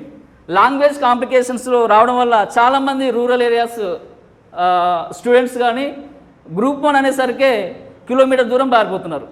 So కాంపిటీషన్కి వచ్చేసరికి ఎక్కువగా వచ్చేది ఏంటి, police constable, SI and group 2, group 3 and group 4 remaining Panchayat secretaries, VROs, general jobs. So ఇవైతే ఎలా ఉంటాయి, బిట్ టు బిట్ దానికి సంబంధించిన మెటీరియల్ కానీ దానికి సంబంధించిన కోచింగ్ సెంటర్స్ కానీ నెంబర్ ఆఫ్ ఉంటాయి. ఇప్పుడు చూడండి, గ్రూప్ 1 కోచింగ్కి వెళ్దామంటే సరి అయిన టోటల్ సబ్జెక్ట్స్ లభించే సరి అయిన కోచింగ్ సెంటర్ ఎక్కడా లేదు. ఇండివిజువల్ సబ్జెక్ట్స్కి వెళ్ళాల్సి వస్తుంది ఇప్పుడు. ఎందుకు? Due to reasons competitive group 1కి ప్రిపేర్ అయ్యే స్టూడెంట్స్ ఎక్కువ మోతాదులో లేరు. ఒకవేళ ఉన్న వాళ్ళకే పెట్టి ఉంటే, ఫర్ ఎగ్జాంపుల్ మన అశోక్ సార్ గారు చూడండి, సబ్జెక్ట్స్ మొత్తం పెడతాడు, మంచి ఫ్యాకల్టీస్ మంచిగా పెట్టిండు, కానీ స్టూడెంట్స్ వచ్చేసరికి 20 members 30 members ఉన్నారు. సో వాళ్ళు హైలీ క్వాలిఫైడ్ ఫ్యాకల్టీస్ పెట్టుకొని వాళ్ళు లక్షలలో సాలరీస్ ఇచ్చేసి లక్షలలో రెంట్ కట్టుకుంటూ ఉండాలంటే ఆ వచ్చే 20-30 మందికి సరిపోదు. సో అదొక ఫ్యాక్టర్, రీజన్. దేనికి రీజన్? సరైన గ్రూప్ 1కి కోచింగ్ మీన్స్ నేను ఇక్కడ గైడెన్స్ అని మెన్షన్ చేస్తాను. కోచింగ్ అనేది నాట్ వర్డ్, కరెక్ట్ వర్డ్ అనుకుంటా నేను గ్రూప్ 1కి. సో గైడెన్స్ కావాలంటే ఇలాంటి మంచి ఫ్యాకల్టీ అందుబాటులో ఉండాలంటే లక్షలతో కూడుకున్న సంబంధం అది. కాబట్టి ఇక్కడ గ్రూప్ 1కి సరైన గైడెన్స్ లేకపోవడం. గైడెన్స్ ఎందుకు లేకపోవడం అంటే ఇన్కమింగ్ బ్యాచ్ వచ్చే స్టూడెంట్స్ అనేది వేలలో లేరు, 100లలో లేరు, కేవలం 10లలో ఉన్నారు. సో ఇక్కడ ఫైనాన్షియల్ ప్రాబ్లం అనేది క్రియేట్ అవుతుంది. సో ఈ ఇష్యూస్ అనేది పక్కన పెట్టయితే మెయిన్గా మనకు ఇప్పుడు వచ్చిన సబ్జెక్ట్స్ మొత్తం గ్రూప్ 1 ఇష్యూస్. గ్రూప్ 1 ఇష్యూస్ అనేది 2017 నుంచి కూడా ఈ తెలుగు మీడియం మీద కొంచెం ఇష్యూ అనేది లేవనెత్తడం జరిగింది. సీనియర్స్ చాలామంది, ఇది ఇప్పుడున్న ఇష్యూ కాదు, గ్రూప్ 1 అనేది 2017 నుండి ఉన్న ఇష్యూ. సో అప్పటి నుంచి కూడా చాలామంది మన పెద్దలు చెప్పినట్టు చాలామంది ఫ్యాకల్టీ ఎంకరేజ్ చేసినా కానీ స్టూడెంట్స్ వాళ్ళు ముందుకెళ్ళి దాన్ని సాల్వ్ చేసలేకపోతున్నారు. ఎందుకంటే వాళ్ళ పర్సనల్ ప్రాబ్లం కాదు, అది ఒక సామాజికంగా ఒక గ్రూప్ 1 ఒక వ్యవస్థలో ఉన్న ప్రాబ్లం కాబట్టి ఎవరు ముందుకు రారు. సో ఈ మధ్యన మళ్ళీ గ్రూప్ 1 మీద చాలామందికి ఆశలు పుట్టినాయి కాబట్టి అందులో చాలామంది కోచింగ్ కానీ గైడెన్స్ కానీ చాలామంది హైదరాబాద్ పట్టడం కానీ దాని ప్రభావం వల్ల ఈ గ్రూప్ 1లో ఉన్న సమస్యలు ఏంటి అనేది చిన్నగా బయటకు రావడం జరుగుతుంది. సో ఈ గ్రూప్ 1 సమస్యలు ప్రాంతీయ సమస్యలు మీన్స్ రీజియనల్ సమస్యల నుంచి వెళ్ళి రాష్ట్ర వ్యాప్త సమస్యగా మార్చడానికి ముందున్న ఒకే ఒక వ్యక్తి మన అశోక్ సార్ గారు. ఫ్రమ్ ది స్టార్టింగ్ డే నుంచి వెళ్ళి కూడా ఇందులో ఉన్న సమస్యలు ఏ విధంగా మనం రాష్ట్ర వ్యాప్తంగా తీసుకెళ్ళి దాన్ని సాల్వ్ చేయడానికి కృషి చేస్తామో దానికి మార్గనిర్దేశకులుగా ఉన్నారు మన అశోక్ సార్ గారు. సో దీన్ని బట్టి మనం సమస్యలు ఏమిటి చాలామంది తెలుసు, తెలుగు పెట్టాలి పేపరు, నెక్స్ట్ 1:50 పెట్టాలి. నెక్స్ట్ నేను ఒకటి యాడ్ చేస్తున్నా, నెగిటివ్ మార్కింగ్ ప్రిలిమ్స్లో చెప్తా నేను విత్ 1:50 ఈ రెండు కాంబినేషన్లో నేను ఎక్స్ప్లెయిన్ ఇస్తాను మీకు. Negative marking in prelims with 1:50, previous 1:15 కానీ 20 కానీ ఉండొచ్చు. ఏపీలో చూసినట్టే ఫస్ట్ 1:15 ఇచ్చారు, తర్వాత అభ్యర్థుల మేరకు 1:50 తీసుకొచ్చారు. సో దీని మీద కేసు నడుస్తుంది. మరి ఎందుకు ఇది? సో ఫస్ట్ ఆఫ్ ఆల్ మనం తీసుకున్నది ఫస్ట్ సమస్య నేను రేజ్ చేసేది ఇది నాకు అవసరం లేదు, ఎందుకంటే నేను ఇది లేదు, దీనికి ఎలిజిబుల్ లేను, దీనికి కూడా ఎలిజిబుల్ లేను. ఈ రెండు ఇష్యూస్ మీరు తీసుకోండి, వాళ్ళు చెప్పే వాళ్ళు ఉంటే వచ్చి చెప్పండి. సో నా మెయిన్ కాన్సెప్ట్ ఏంటంటే తెలుగు ఒకటి, ఈ రెండు కాంబినేషన్, ఇది ఒకటి, నెక్స్ట్ ఒకటి, ఇది మీకు సిల్లీగా అనిపించినా కానీ చాలా ఇంపార్టెంట్ థింగ్ అది. వాచ్. మీరు గ్రూప్ రాసినప్పుడు ఎవరి దగ్గర కూడా వాచ్ ఉండేవారు, ఈవెన్ పుస్తకాలు కూడా ఉండలేదు, చెప్పులు షూస్ ఏం కూడా లేదు, ఎంటీ డ్రెస్తోనే ఒక పెన్తో లోపలికి వెళ్ళాం. మనం క్వశ్చన్ పేపర్ చదివేటప్పుడు టైం సెన్స్ని మనం మెయింటైన్ చేయలేం, ఎందుకంటే టైం ఎంత అవుతుందో మనకు తెలియదు. క్వశ్చన్ చదువుకుంటూ పోతాం, ప్రతిసారి ఇన్విజిలేటర్ని అడగాల్సి వస్తుంది, సార్ టైం అంటాడు, వాళ్ళకి చిరాకు వస్తుంది, ఒకసారి చెప్పాడు ఒకసారి చెప్తాడు. సో ఎందుకు వాచ్ గైడ్లైన్స్లో ఉంటుంది, నోటిఫికేషన్ గైడ్లైన్స్లో చాలా రూల్స్ ఉంటాయి, దాన్ని ఎవరు పాటించరు. ఇన్విజిలేటర్స్, అవగాహన లేని ఇన్విజిలేటర్స్ వల్ల గ్రూప్ 2లో వేల మంది నష్టపోయారు. OMR సీట్ ఇచ్చిన తర్వాత జంబ్లింగ్ విధానంలో ఇష్టం ఉన్న వాళ్ళకి ఇవ్వడం, మధ్యన వాళ్ళు ఆబ్సెంట్ అయితే అది నెక్స్ట్ వాళ్ళకి ఇవ్వడం, వచ్చిన వాళ్ళకి ఇచ్చుకుంటా వాళ్ళు చేసిన తప్పుకి మళ్ళా వాళ్ళ యొక్క ఫస్ట్ బాక్స్లో ఉన్న డీటెయిల్స్ ఫిల్ చేసిన తర్వాత అది తప్పని తెలిసి ఇమీడియట్గా 5 minutes తీసుకొని మళ్ళీ వాళ్ళంతలో వాళ్ళు వైట్నర్ పెట్టేసి, వద్దని స్టూడెంట్స్ వద్దని వాదించినా కూడా వీళ్ళు వైట్నర్ పెట్టేసి వీళ్ళు చేసిన తప్పుకి వేల మంది బలయ్యారు. దాని సుప్రీంకోర్టుకు, హైకోర్టుకు ఎంతోమంది తిరిగినా కానీ లాస్ అయిపోయారు. కేవలం ఇన్విజిలేటర్స్, ఇన్క్యాపబిలిటీ ఇన్విజిలేటర్స్, అవగాహన లేని ఇన్విజిలేటర్స్ వల్లనే. సో గైడ్లైన్స్ ఉంటుంది, చాలామంది ఉంటే గైడ్లైన్స్ ఎవరు పాటించరు. ఫస్ట్ వాళ్ళకి ట్రైనింగ్ ఇప్పించుకోవాలి. ఇన్విజిలేటర్స్ ప్రాపర్ ట్రైనింగ్ ఇచ్చిన తర్వాత watch and must and should. ఎందుకంటే గ్రూప్ 1లో major in 100% success depends on time sense. ప్రతి ఒక్క ఈచ్ క్వశ్చన్కు 10 to 12 minutes మాత్రమే అనుకుంటుంది. మనం ఆలోచించి రాసేలోపు, మనకు వాచ్ చూసేలోపు ఆ టైం ఉండదు, వాచ్ ఎలాగ తీసుకునేవారు, ఎంత అవుతుందో మనకు తెలియదు. ప్రతి 10 minutes చెప్పమని చెప్తున్నారు ఇన్విజిలేటర్, చెప్పలేడు. ప్రతి ఒక్క రూమ్లో అక్కడ ఒక వాచ్ ఉండాలి, ఎగ్జాక్ట్గా అవసరం ఉంటే 4 walls-కి 4 watches ఉండాలి. ఇది ఇంపార్టెంట్, వెరీ ఇంపార్టెంట్. ఇది చూసే సిల్లీ పాయింట్ కావచ్చు కానీ ఇలాంటివి మనం మిస్ చేసేది. సో ఎకానమీ ఆల్మోస్ట్ 8 years నుండి నేను గ్రూప్ 1 గ్రూప్ 2కి టీచ్ చేస్తూ ఉన్నాను. సో తెలంగాణలో 2016లో గ్రూప్ 1 రాసిన వాళ్ళకు కూడా నేను టీచ్ చేశాను. దాని తర్వాత ఏపీలో పడ్డ అన్ని గ్రూప్ 1 ఎగ్జామినేషన్స్కి నేను టీచ్ చేశాను. సో మెయిన్స్ కమ్ ఇంటర్వ్యూ బ్యాచెస్కి. సో ఆల్మోస్ట్ ఏపీలో ఉన్న గ్రూప్ 1 అచీవర్స్ అందరికీ కూడా నా పేరు తెలుసు. And mostly English medium teach చేస్తాను నేను. సో ఇప్పుడు అశోక్ సార్ దాంట్లో English medium, Telugu medium, Telangana economy mains teach చేస్తూ ఉన్నాను. అండ్ టీఎస్పిఎస్సి ఏర్పడక ముందే సో ఆల్మోస్ట్ అందరు ప్రొఫెసర్లకి మేము ఒక రిప్రజెంటేషన్ రాసినాము. సో ఆంధ్రజ్యోతిలో నేను ఒక ఆర్టికల్ కూడా రాశాను, టీఎస్పిఎస్సి ఎట్లుండాలి అని చెప్పేసి. సో ఆంధ్రజ్యోతిలో ఒక ఆర్టికల్ రాశాను, ఏమేమి సిలబస్ పెట్టాలి, ఎట్లా పెట్టాలి, ఎందుకోసం పెట్టాలి అనేటటువంటి దాంతో. సో చాలాసార్లు టీఎస్పిఎస్సి చైర్మన్ వాళ్ళందరితోటి కూడా కలిసి చాలా ఇష్యూస్ని మేము రిప్రజెంట్ చేయడం జరిగింది. సో ఈ పర్టికులర్ ప్రాబ్లంలో ఇక్కడ ఏవేవైతే మీరు చెప్పారో ఆల్మోస్ట్ వాటన్నిటితోటి నేను ఏకీభవిస్తూ ఉన్నాను. అయితే దీని యొక్క సాధన ఎట్లా జరగాలి అనేది మాత్రం నేను మాట్లాడతా. సో ఆల్మోస్ట్ చాలామంది దీంట్లో మీద మాట్లాడారు. సో ఎందుకు తెలుగు కావాలి అనేటటువంటి అంశం మీద కూడా మాట్లాడారు. Telugu is one of the qualifying paper ఉండాలి అని చెప్పేసి అంటా ఉన్నారు. సో యూపీఎస్సీలో కూడా సో మీకు ఇష్టమైనటువంటి రీజనల్ లాంగ్వేజ్ని ఎన్నుకొని దాన్ని క్వాలిఫై ఖచ్చితంగా కావాలి అని చెప్పేసి యూపీఎస్సీ చెప్తుంది. సో ఇక్కడ తెలంగాణలో మాత్రం మనకు ఆ ఛాయిస్ లేదు.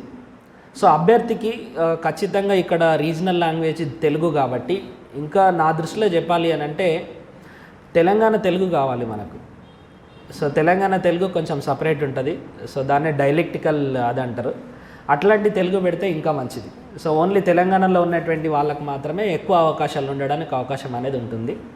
రెండవది, చాలామంది మెయిన్స్ క్వశ్చన్స్ని కనుక గమనిస్తే, సో ప్రిలిమ్స్ క్వశ్చన్స్లలో మీకు ట్రాన్స్లేషన్ తప్పులు వచ్చినాయి అనుకోండి, ఇమీడియట్గా మీరు గుర్తుపడతారు. సో మెయిన్స్ పాయింట్ ఆఫ్ వ్యూలో వచ్చేటటువంటి క్వశ్చన్స్లో కూడా చాలా ట్రాన్స్లేషన్ తప్పులు వస్తున్నాయి. సో పైన ఇంగ్లీష్లో ఒకటి ఉంటుంది, తెలుగులో ఒకటి ఉంటుంది. మీరు ఓన్లీ తెలుగే చదువుతారు. తెలుగు మీడియం వాళ్ళందరూ కూడా ఓన్లీ తెలుగు క్వశ్చనే చదువుతారు. మీరు ఇంగ్లీష్ చదవడం అనేది ఓన్లీ తప్పు ఉంటే తప్ప చదవరు. కానీ ఇంగ్లీష్లో ఎగ్జామ్ రాసేటటువంటి వ్యక్తికి, తెలుగులో మెయిన్స్ రాసేటటువంటి వ్యక్తికి చాలా తేడా ఉంటుంది పర్స్పెక్టివ్లో. సపోజ్ ఒక పర్టికులర్ ప్రశ్న ఇస్తాడు, పైన ఎగ్జామిన్ అని ఉంటుంది మీ కీవర్డ్, తెలుగులో మాత్రం పరిశీలించండి అని ఉంటుంది. ఎగ్జామిన్కి ఈక్వలెంట్ వర్డ్ ఏంటి? ఎగ్జామిన్, పరీక్షించండి. విశ్లేషించండి అంటే అనలైజ్. ఎగ్జామిన్ అంటే పరీక్షించండి. పరీక్షించండి వేరు, పరిశీలించండి వేరు. పరీక్షించండి అంటేనేమో దాన్ని మొత్తం ఆపరేషన్ చేయాలి మీరు. పరిశీలించండి అంటేనేమో చూస్తే సరిపోతుంది. మీరు పరిశీలించండి అనేటటువంటి పదానికి మాత్రమే ఆన్సర్ రాస్తారు. మీరు ఒకవేళ కోర్టుకు పోయినా కూడా మీకు ప్రామాణికమైనది ఇంగ్లీష్ అని చెప్తారు వాళ్ళు. ప్రామాణికమైనటువంటి లాంగ్వేజ్ ఇంగ్లీష్ అంటారు. సో చాలామంది దీంట్లో కూడా నష్టపోయేటటువంటి ఆస్కారం ఉంటుంది. సో మీరు మనం రిప్రజెంటేషన్ ఇచ్చేటప్పుడు మెయిన్స్, అట్లీస్ట్ మెయిన్స్ తెలుగు అంటే ప్రిలిమ్స్లో కొంత ఇబ్బంది కలుగుతుంది అనుకున్నప్పటికీ మెయిన్స్లో ప్రతి ప్రశ్న తెలుగును కూడా ప్రామాణికమైనటువంటి లాంగ్వేజ్ తీసుకోవాలి. బికాజ్ ఇది మన రాష్ట్ర భాష. యూపీఎస్సీ లాంటి పరీక్షలలో ఇంగ్లీష్ని మాత్రమే ఎందుకు ప్రామాణికంగా తీసుకుంటారు అని అంటే యూపీఎస్సీలో ఆల్మోస్ట్ నేషనల్ లెవెల్ ఎగ్జామినేషన్ కాబట్టి అన్ని లాంగ్వేజెస్లలో కొంత ట్రాన్స్లేషన్ తప్పులు ఉండేటటువంటి ఆస్కారం ఉంది కాబట్టి హిందీ తీసుకున్నప్పటికీ ఇంగ్లీష్ని ప్రామాణికంగా తీసుకుంటాం. బట్ ఇక్కడ ప్రతి చట్టం తెలుగులో రావాలంటున్నారు, ప్రతి జడ్జిమెంట్ తెలుగులో రావాలంటున్నారు కాబట్టి తెలుగును మనం ప్రామాణికంగా తీసుకొని తెలుగు క్వశ్చన్ను ప్రామాణికంగా తీసుకొని ఎగ్జామినేషన్ జరగాలి అనేది ఒక డిమాండ్గా పెట్టుకోవాలి. సో దట్ తెలుగు మీడియం అభ్యర్థులు నష్టపోకుండా ఉండడానికి ఇది ఒక ఆస్కారం ఉంటుంది. సో చాలామంది ఇప్పుడు మీరు అనుకున్నటువంటి నోటిఫికేషన్ ఫ్లాస్ మీద కాకుండా ట్రాన్స్లేషన్ తప్పుల మీద కోర్టుకు పోతారు. ఈవెన్ దో ఇప్పుడు ఏపీలో లాస్ట్ జరిగినటువంటి ఎగ్జామినేషన్లో దాదాపు గ్రూప్ 1 ప్రిలిమ్స్లో 20 నుండి 30 ట్రాన్స్లేషన్ తప్పులు వచ్చినాయి. వాళ్ళు కోర్టుకు పోయారు. మళ్ళీ ఎగ్జామ్ మళ్ళీ జాప్యం జరగడం అట్లా జరగడం జరిగింది. అండ్ నేను నా ఒపీనియన్ ప్రకారం చెప్తా ఉన్నాను, ఒకవేళ కనుక ఈ సంవత్సరం గ్రూప్ 1 జరగకపోతే మళ్ళొక 10 సంవత్సరాలు అసలు గ్రూప్ 1 జరగదు. మళ్ళొక్కసారి కేసీఆర్ వచ్చిండు అనుకోండి, మళ్ళొక 5 సంవత్సరాలు ఈ గ్రూప్ 1 అనేది జరగదు. కాబట్టి ఇది ఎలక్షన్ ఇయర్ కాబట్టి ఖచ్చితంగా ఎగ్జామినేషన్ జరగడానికి ఆస్కారం అనేది ఉంది. కాబట్టి దీన్ని జాప్యం కాకుండా దీన్ని మళ్ళీ కోర్టులలో పోకుండా చూసుకోవాలి అని అంటే మీరు ఇచ్చేటటువంటి రిప్రజెంటేషన్ చాలా స్ట్రాంగ్ ఉండాలి. అండ్ మీరు ఇచ్చేటటువంటి రిప్రజెంటేషన్ మీద మనం ఒకవేళ కోర్టుకు పోయినా, సో నోటిఫికేషన్ వేసిన తర్వాత కూడా కోర్టుకు పోయినా కూడా కోర్టుకు మనం రేషనాలిటీని ఇచ్చేటటువంటి విధంగా ఉండాలి. అంటే ఎందుకు ఇది ఉండాలి, ఎందుకు ఇది ఉండొద్దు అని చెప్పేసి చెప్పేటటువంటి పొజిషన్లో మనం ఉండాలి. ఇప్పుడు as far as the height is concern ఆ బ్రదర్ చెప్పిండు, శ్యామ్ సుందర్ బ్రదర్ ఎవరు చెప్పిండు. సో 35 సంవత్సరాలు ఉండాలి జనరల్కి అని చెప్పేసి చెప్పారు, ఆ బ్రదర్ చెప్పిండు. సో 35 సంవత్సరాలు ఖచ్చితంగా ఉండాలి. ఎందుకంటే తెలంగాణ వచ్చి ఆల్మోస్ట్ 7.5 సంవత్సరాలు అయింది. కనీసం ఈ 7.5 సంవత్సరాలను పరిగణలోకి తీసుకున్న, అంతకుముందు గ్రూప్ 1 కోసం ప్రయత్నం చేసిన వాళ్ళని తీసుకున్న దాదాపుగా 12 సంవత్సరాలు అవుతుంది. సో 12 సంవత్సరాల కింద బార్డర్ ఏజ్ తోటి రాసినటువంటి వాళ్ళు కూడా ఇప్పుడు ఆల్మోస్ట్ వాళ్ళు అవుట్డేటెడ్ అయిపోయి ఉంటారు. సో ఖచ్చితంగా సో ఇది 30 సంవత్సరాలు కాకుండా ఏజ్ని 35 సంవత్సరాలు పెట్టేటటువంటి విధంగా మీరు డిమాండ్ చేస్తే అట్లీస్ట్ 30 32 మీకు ఇవ్వచ్చు. మీరు డిమాండ్ చేసేట 30 చేసేస్తే అది 29కి ఆపేస్తారు. సో దాన్ని 35 సంవత్సరాలకు డిమాండ్ చేస్తే బెస్ట్. అండ్ ఇంకొకటి, మీరు డిమాండ్ చేసేటటువంటి అన్ని విషయాలు కూడా గవర్నమెంట్ యొక్క ఎక్స్చెకర్ని అయితే ఎక్కడ నష్టం చేయవు, గవర్నమెంట్ యొక్క నిబద్ధతను ఎక్కడ ప్రశ్నించవు, గవర్నమెంట్ని ఎక్కడ కూడా విమర్శిస్తలేరు మీరు.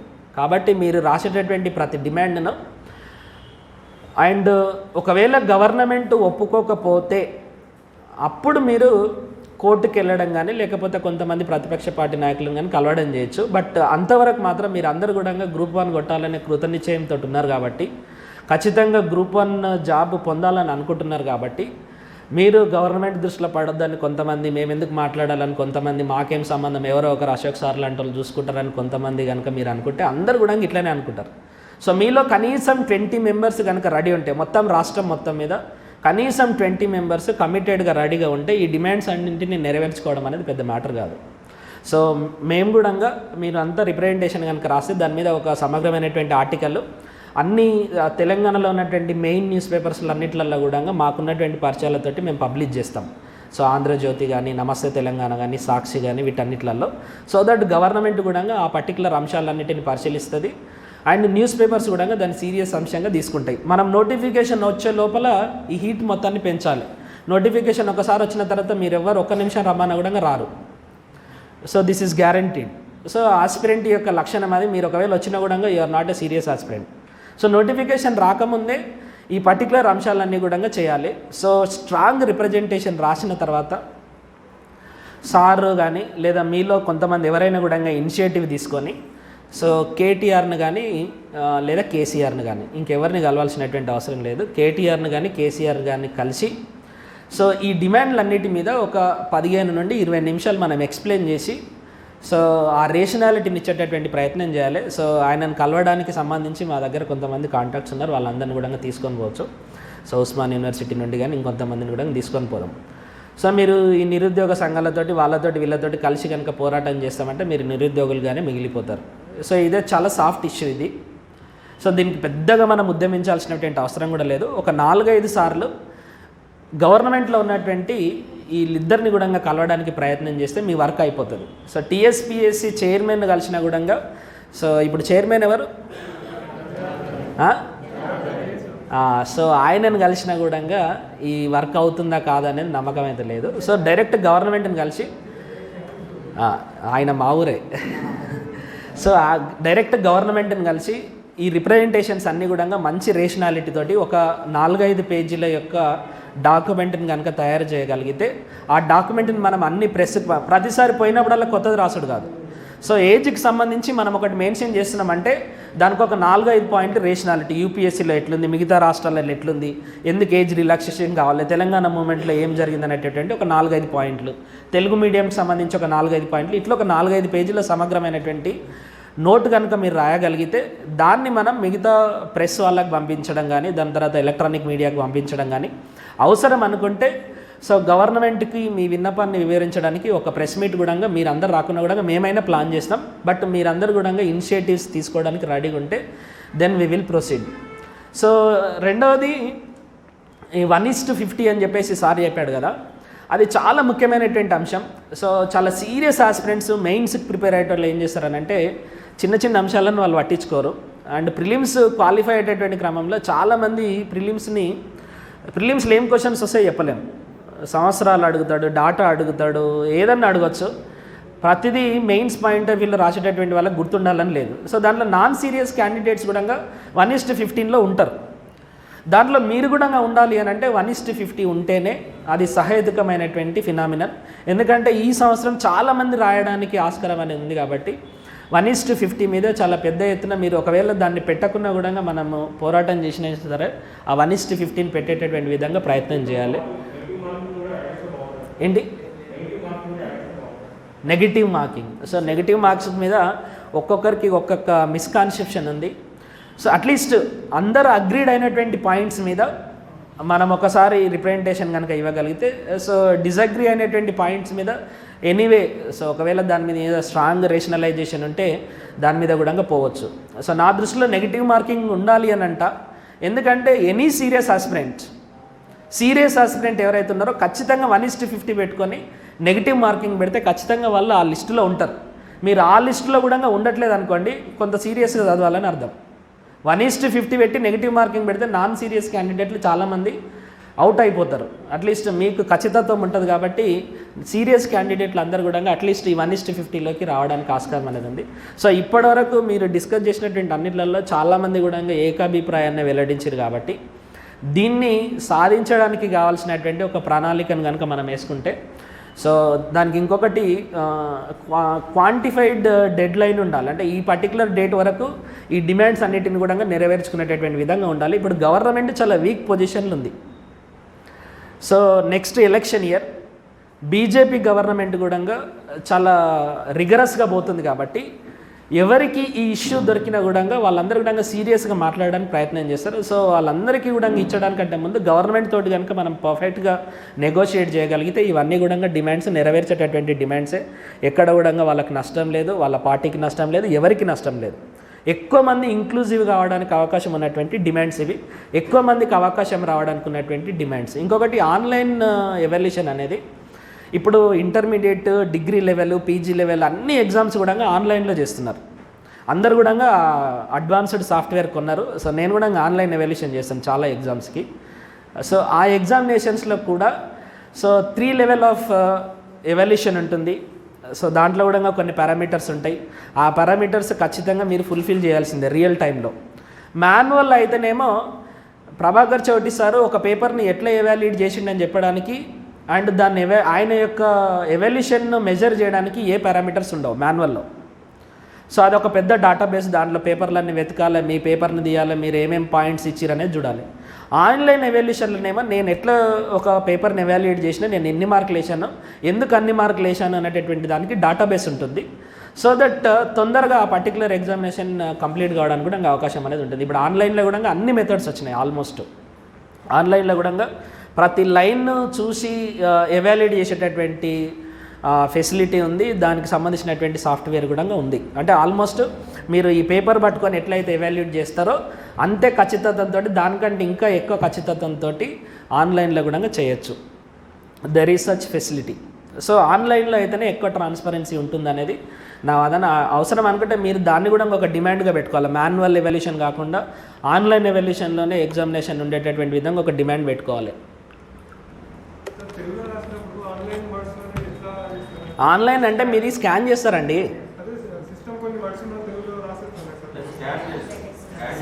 మీ పేపర్ ఉంటుంది కదా, దీన్ని స్కాన్ చేస్తారు. మీరు ఏం రాసిండ్రో అది స్కాన్ చేసిన తర్వాత ఎవాల్యుయేట్ చేస్తారు. ఓకే, అట్లేం మంచిగానే చేస్తారు. సో దానికి కూడా ఒకటి అది ఉంటుంది. మీ వర్డ్స్ మిస్ అయితే మళ్ళీ చేస్తారండి, అంత లూజ్గా ఏమి ఉండదు. ఇప్పుడు మేము డిగ్రీ పేపర్స్, పీజీ పేపర్స్ చేస్తాం కదా, సో చాలా క్లారిటీగా ఉంటుంది పేపర్, అట్లా ఏం మిస్ అవ్వడం అట్లా ఏమి ఉండవు.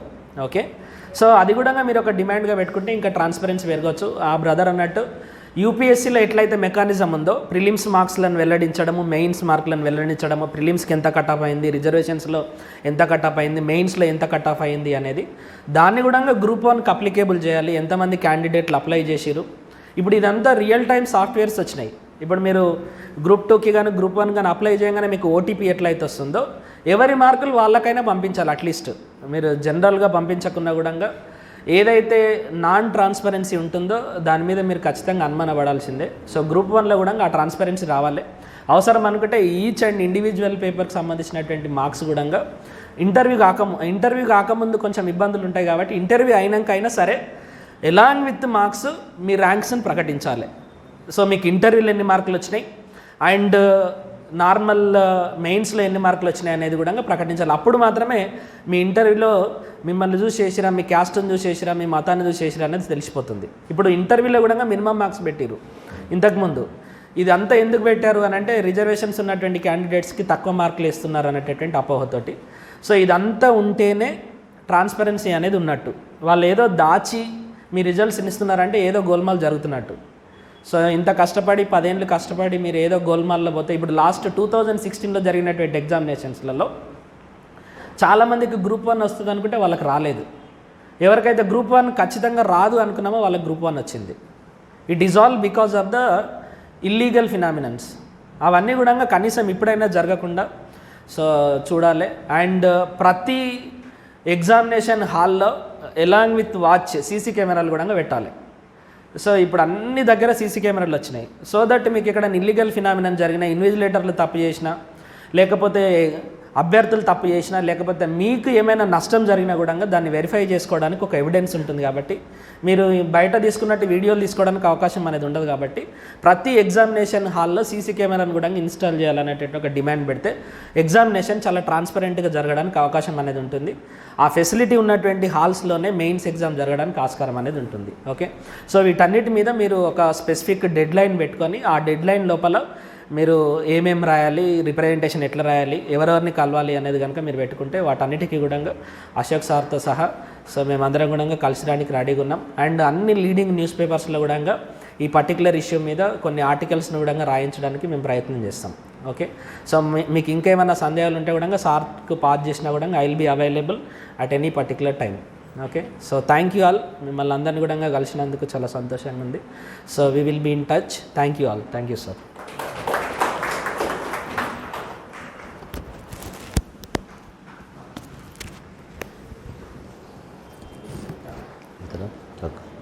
Thank you all. ఓకే, ఇది ఉన్నటువంటి వాళ్ళ మీటింగ్ యొక్క డిస్కషన్. అంటే చాలామందికి అసలు గ్రూప్ 1లో ఏ సమస్యలు ఉన్నాయో కూడా అవగాహన ఉండదు. ఫస్ట్ అంటే ఒక క్లారిఫికేషన్. ఇంకోటి ఏంటంటే, మనం ఇక్కడ చిన్న మీటింగ్ పెట్టుకుంది, రేపు ఒక 5,000-10,000 మందికి రీచ్ అవుతుంది. రాష్ట్ర వ్యాప్తంగా గ్రూప్ 1లో ఏమేమి సమస్యలు ఉన్నాయి మనకు ఎజెండాని మనం తీసుకుపోవాలన్న ఒకే ఒక ఉద్దేశంతో ఈరోజు ఇలా మీటింగ్ పెట్టడం అనేది జరిగింది. ఎందుకంటే ఇంకా నమ్మకాలు లేక ఇంకెవరు కూడా ప్రిపరేషన్ మొదలు పెట్టలేదు. ఆల్రెడీ ఉన్న వాళ్ళు బీ సీరియస్గా ప్రిపేర్ కాండి. వెనకో ముందో నెలకో 2 నెలలకో 3 నెలలకో 6 నెలలకైనా కావచ్చు నోటిఫికేషన్ అవ్వడం మాత్రం పక్కా. కాబట్టి మధ్యలో వదిలిపెట్టే ప్రయత్నం చేయకండి. చదువుతున్నామా అంటే చదువుతున్నామని కాకుండా నువ్వు దిగితే క్లియర్గా దిగు, ఇలా సగసగం చదివితే ఇటుగా కూడా అటుగా కూడా అయ్యే ప్రమాదం ఉంటుంది. కాబట్టి బీ సీరియస్ చదవండి. ఇట్లాంటి సమస్యలపైన మనకు ఒక వేదిక ఉంది, ఒక యూట్యూబ్ ఛానల్ ఉంది, ఒక అకాడమీ ఉంది. కాబట్టి ఇలాంటి సమస్యలపైన కూడా ముందు ఏ సమస్యలు వచ్చినా కూడా నేను ముందుంటాను. ఎందుకంటే నేను కూడా ఒక స్టూడెంట్ ఆర్గనైజేషన్లో పనిచేసినటువంటి వ్యక్తిని. పైగా 15 ఏళ్ళు జర్నలిస్ట్గా పనిచేశాను. ఆ తర్వాత ఫ్యాకల్టీగా పనిచేస్తూ ఉన్నాను. నాకు ఎంతో కొంత సమాజం మీద అవగాహన ఉంది. ఎక్కడైనా స్పందించే గుణము నాకు కనబడుతుంది. నా గొడవ ఏంటంటే రోడ్డు మీద యాక్సిడెంట్ అయిందంటే నాకేందని ఏం పోను, నేను నా బండి ఆడ ఆపేసి నా వంతు ఏమైనా అయిద్దంటే చూస్తాను. హ్యాండిక్యాప్డ్ అనే పిల్లలకు కూడా నా దగ్గరకు వచ్చి సార్ నేను హ్యాండిక్యాప్డ్ అని సర్టిఫికేట్ పెడితే ఆ సర్టిఫికేట్ పెట్టిన వాళ్ళకి 50% కోచింగ్లో కూడా రాయితీ ఇచ్చాను. 50% ఇచ్చాను. హ్యాండిక్యాప్డ్ అంటే ఇచ్చేసాను. సర్టిఫికేట్ పెట్టండి, నిజంగా మీకు హ్యాండిక్యాప్డ్ ఉంటే నేను కంపల్సరీ ఇస్తానని వాళ్ళకి హెల్ప్ చేస్తూ ఉన్నాను. దాదాపు గ్రూప్ 2లో ఒక 200-250 మందికి నేను సగం ఫీజుతో ఇచ్చి ఉంటాను. వాళ్ళు ఆ సర్టిఫికేట్ పెడితే వాళ్ళకి ఇచ్చాను. అంటే మన అకాడమీ అనేది కొంత పిల్లల తరపునే ఒక పోరాటం చేస్తుంది. ఎందుకంటే నేను ఒకటి నమ్ముతాను, సమాజాన్ని మనకు కొంత ఇస్తే మనకు కొంత వస్తుంది. అంతా మన దగ్గరనే నిలబెట్టుకోవాలంటే అది వర్కౌట్ కాదు. మనం కూడా కొంత సర్వీస్ ఇవ్వాలి. సర్వీస్ ఇస్తే ఫలితం ఆటోమేటిక్గా వస్తుంది. మీరు కష్టపడి చదివితే ఫలితం ఆటోమేటిక్గా వస్తుంది. ఒకవేళ నీకు ఉద్యోగం రాకపోయినా నువ్వు జీవితంలో నిలబడడానికి కావాల్సినటువంటి ఒక స్టెమినా ఈ ప్రిపరేషన్ వల్ల వస్తుంది. నేను కూడా 2009లో జేఎల్ ప్రిపేర్ అయ్యాను. నాకు అప్పుడు ఉద్యోగం రాలే, కానీ వాళ్ళు ఫ్యాకల్టీగా నిలబడడానికి అవకాశం వచ్చింది. ఇంటర్వ్యూ వరకు పోయినా కూడా ఇబ్బంది. అంటే ఇన్ టైంలో ఎగ్జామ్ పెట్టని కారణంగా నాకు జాబ్ రాలే. అందరికంటే సబ్జెక్టులో 150కి 135 క్వశ్చన్ ఆన్సర్ చేశాను. ఇన్ టైంలో కనుక ఎగ్జామ్ పెట్టుంటే నేను టాప్ 2nd 3rd వచ్చే స్థాయిలో కష్టపడ్డా. 12 గంటలు కాదు 18 గంటలు కూడా కష్టపడ్డ సందర్భం ఎత్తింది ఎగ్జామ్ దగ్గరకు వచ్చే సందర్భంలో. కానీ ఇన్ టైంలో ఎల్లుండి ఎగ్జామ్ అనగా పోసుకునేది, 2 సార్లు పోసుకునేది. దాంతో ఉద్యోగాన్ని వదిలిపెట్టిపోవాల్సిన పరిస్థితి కూడా ఏర్పడ్డది. కష్టపడ్డవాడికి ఎప్పుడు కూడా సమాజం అనేది ఏదో విధంగా న్యాయం చేయడానికి అవకాశం ఉంది. ఆ విషయాన్ని మీరు గుర్తుపెట్టుకోండి. ఎందుకంటే జీవితంలో ఎన్నో ఎత్తుపల్లాలు వస్తుంటాయి, ఇబ్బందులు పడుతుంటాం, ఎకనామికల్ ప్రాబ్లమ్స్ వస్తుంటాయి, ఫ్యామిలీ ప్రాబ్లమ్స్ వస్తుంటాయి. అవన్నీ తట్టుకొని నిలబడిన వాడే విజేత నిలబడతాడు. ఇక్కడ గ్రూప్ 1 ఉద్యోగం ఏంటంటే ఫైనల్గా నీకు ఒక సంతృప్తి అనేది కలగడమే గ్రూప్ 1, ఒక యాక్టివిటీ కలగడమే గ్రూప్ 1 కాబట్టి అర్థం చేసుకోవచ్చు. ఇక్కడ వరకు వచ్చారు కాబట్టి నా అకాడమీ గురించి ఒక నిమిషం చెప్తాను. తెలంగాణ మూమెంట్ మీరు ఎక్కడ ఏం కోర్సు తీసుకున్నా ఏడ ఏం చదివినా కూడా తెలంగాణ మూమెంట్ నా క్లాసులో వినండి. ఎందుకు చెప్తున్నానంటే అంత పర్ఫెక్ట్గా చెప్తాను. నేను సబ్జెక్టు దాచుకొని చెప్పాను, ఏదో సబ్జెక్టు పోద్దని చెప్పాను, కసికొద్ది చెప్తాను. నా దగ్గర ఉన్న సబ్జెక్టు మొత్తం చెప్తాను. ఉద్యమ చరిత్రని 100 గంటలకు పైన క్లాస్ చెప్తాను నేను. మీకు ఫ్యాకల్టీలో మార్కెట్లో ఏ ఫ్యాకల్టీ అయినా 40 గంటలు 50 గంటలకు మించి ఎవరు పాఠం చెప్పారు. నేను డబుల్ చెప్తా, 100 గంటల పైన క్లాస్ చెప్తా. మీరు ఏ సబ్జెక్ట్ చదివినా మూమెంట్ నా క్లాస్ వినండి. ఇప్పటిదాకా నా క్లాసులో 100కు 99% మంది నాకు ఓటు వేయాల్సిందే. ఎందుకంటే నేను అంత హార్డ్ వర్క్ చేసిన, ఉద్యమం పైన చాలా హార్డ్ వర్క్ చేశాను. నా దగ్గర ఉద్యమంలో ఈ పుస్తకం ఉందా అంటే లేని పుస్తకం అంటే ఏముంది, అన్ని పుస్తకాలు ఉంటాయి. 69 న్యూస్ పేపర్ కటింగ్లు ఉంటాయి నా దగ్గర, పెద్ద బండిలో ఉంటుంది. కాబట్టి ఉద్యమం మీద ఎంత కష్టపడాలో అంత కష్టపడ్డాను. తెలంగాణ హిస్టరీకి వెళ్ళి వచ్చినటువంటి వ్యక్తి, కొంత సామాజిక అవగాహన ఉంది, ఉద్యమంలో తిరిగిన రాసిన అన్ని రకాల అవకాశం ఉంది. ఇలాంటి సమస్యల ఎజెండాని కూడా నాకెందుకులే ఏదో నా క్లాస్ నా ఇన్స్టిట్యూట్ నడుతున్న కాన్సెప్ట్ నా దగ్గర ఏముండదు. కాబట్టి ఎవరికి ఏమైనా ఇబ్బంది వచ్చినా ఏమైనా గైడెన్స్, పర్సనల్ గైడెన్స్ కావాల్సినా కూడా ఎప్పుడు అందుబాటులో ఉన్నటువంటి ఒక వ్యక్తిని ఈ అశోక్ కుమార్ సార్. కాబట్టి ఇవాళ మనం ఒక చర్చ అనేది మొదలుపెట్టాం. సార్ దీని మీద ఫలితాలు 100% వస్తాయంటే రాకపోవచ్చు, వస్తే రావచ్చు కూడా. వచ్చిందనుకో మనం పెట్టిన దానికి కొంత న్యాయం జరుగుతుంది. ఆల్రెడీ ఫస్ట్ శ్యామ్ సుందర్ రెడ్డి లాంటి వాళ్ళు వచ్చి సార్ మనకు హైట్ ప్రాబ్లం ఉంది అన్నాడు.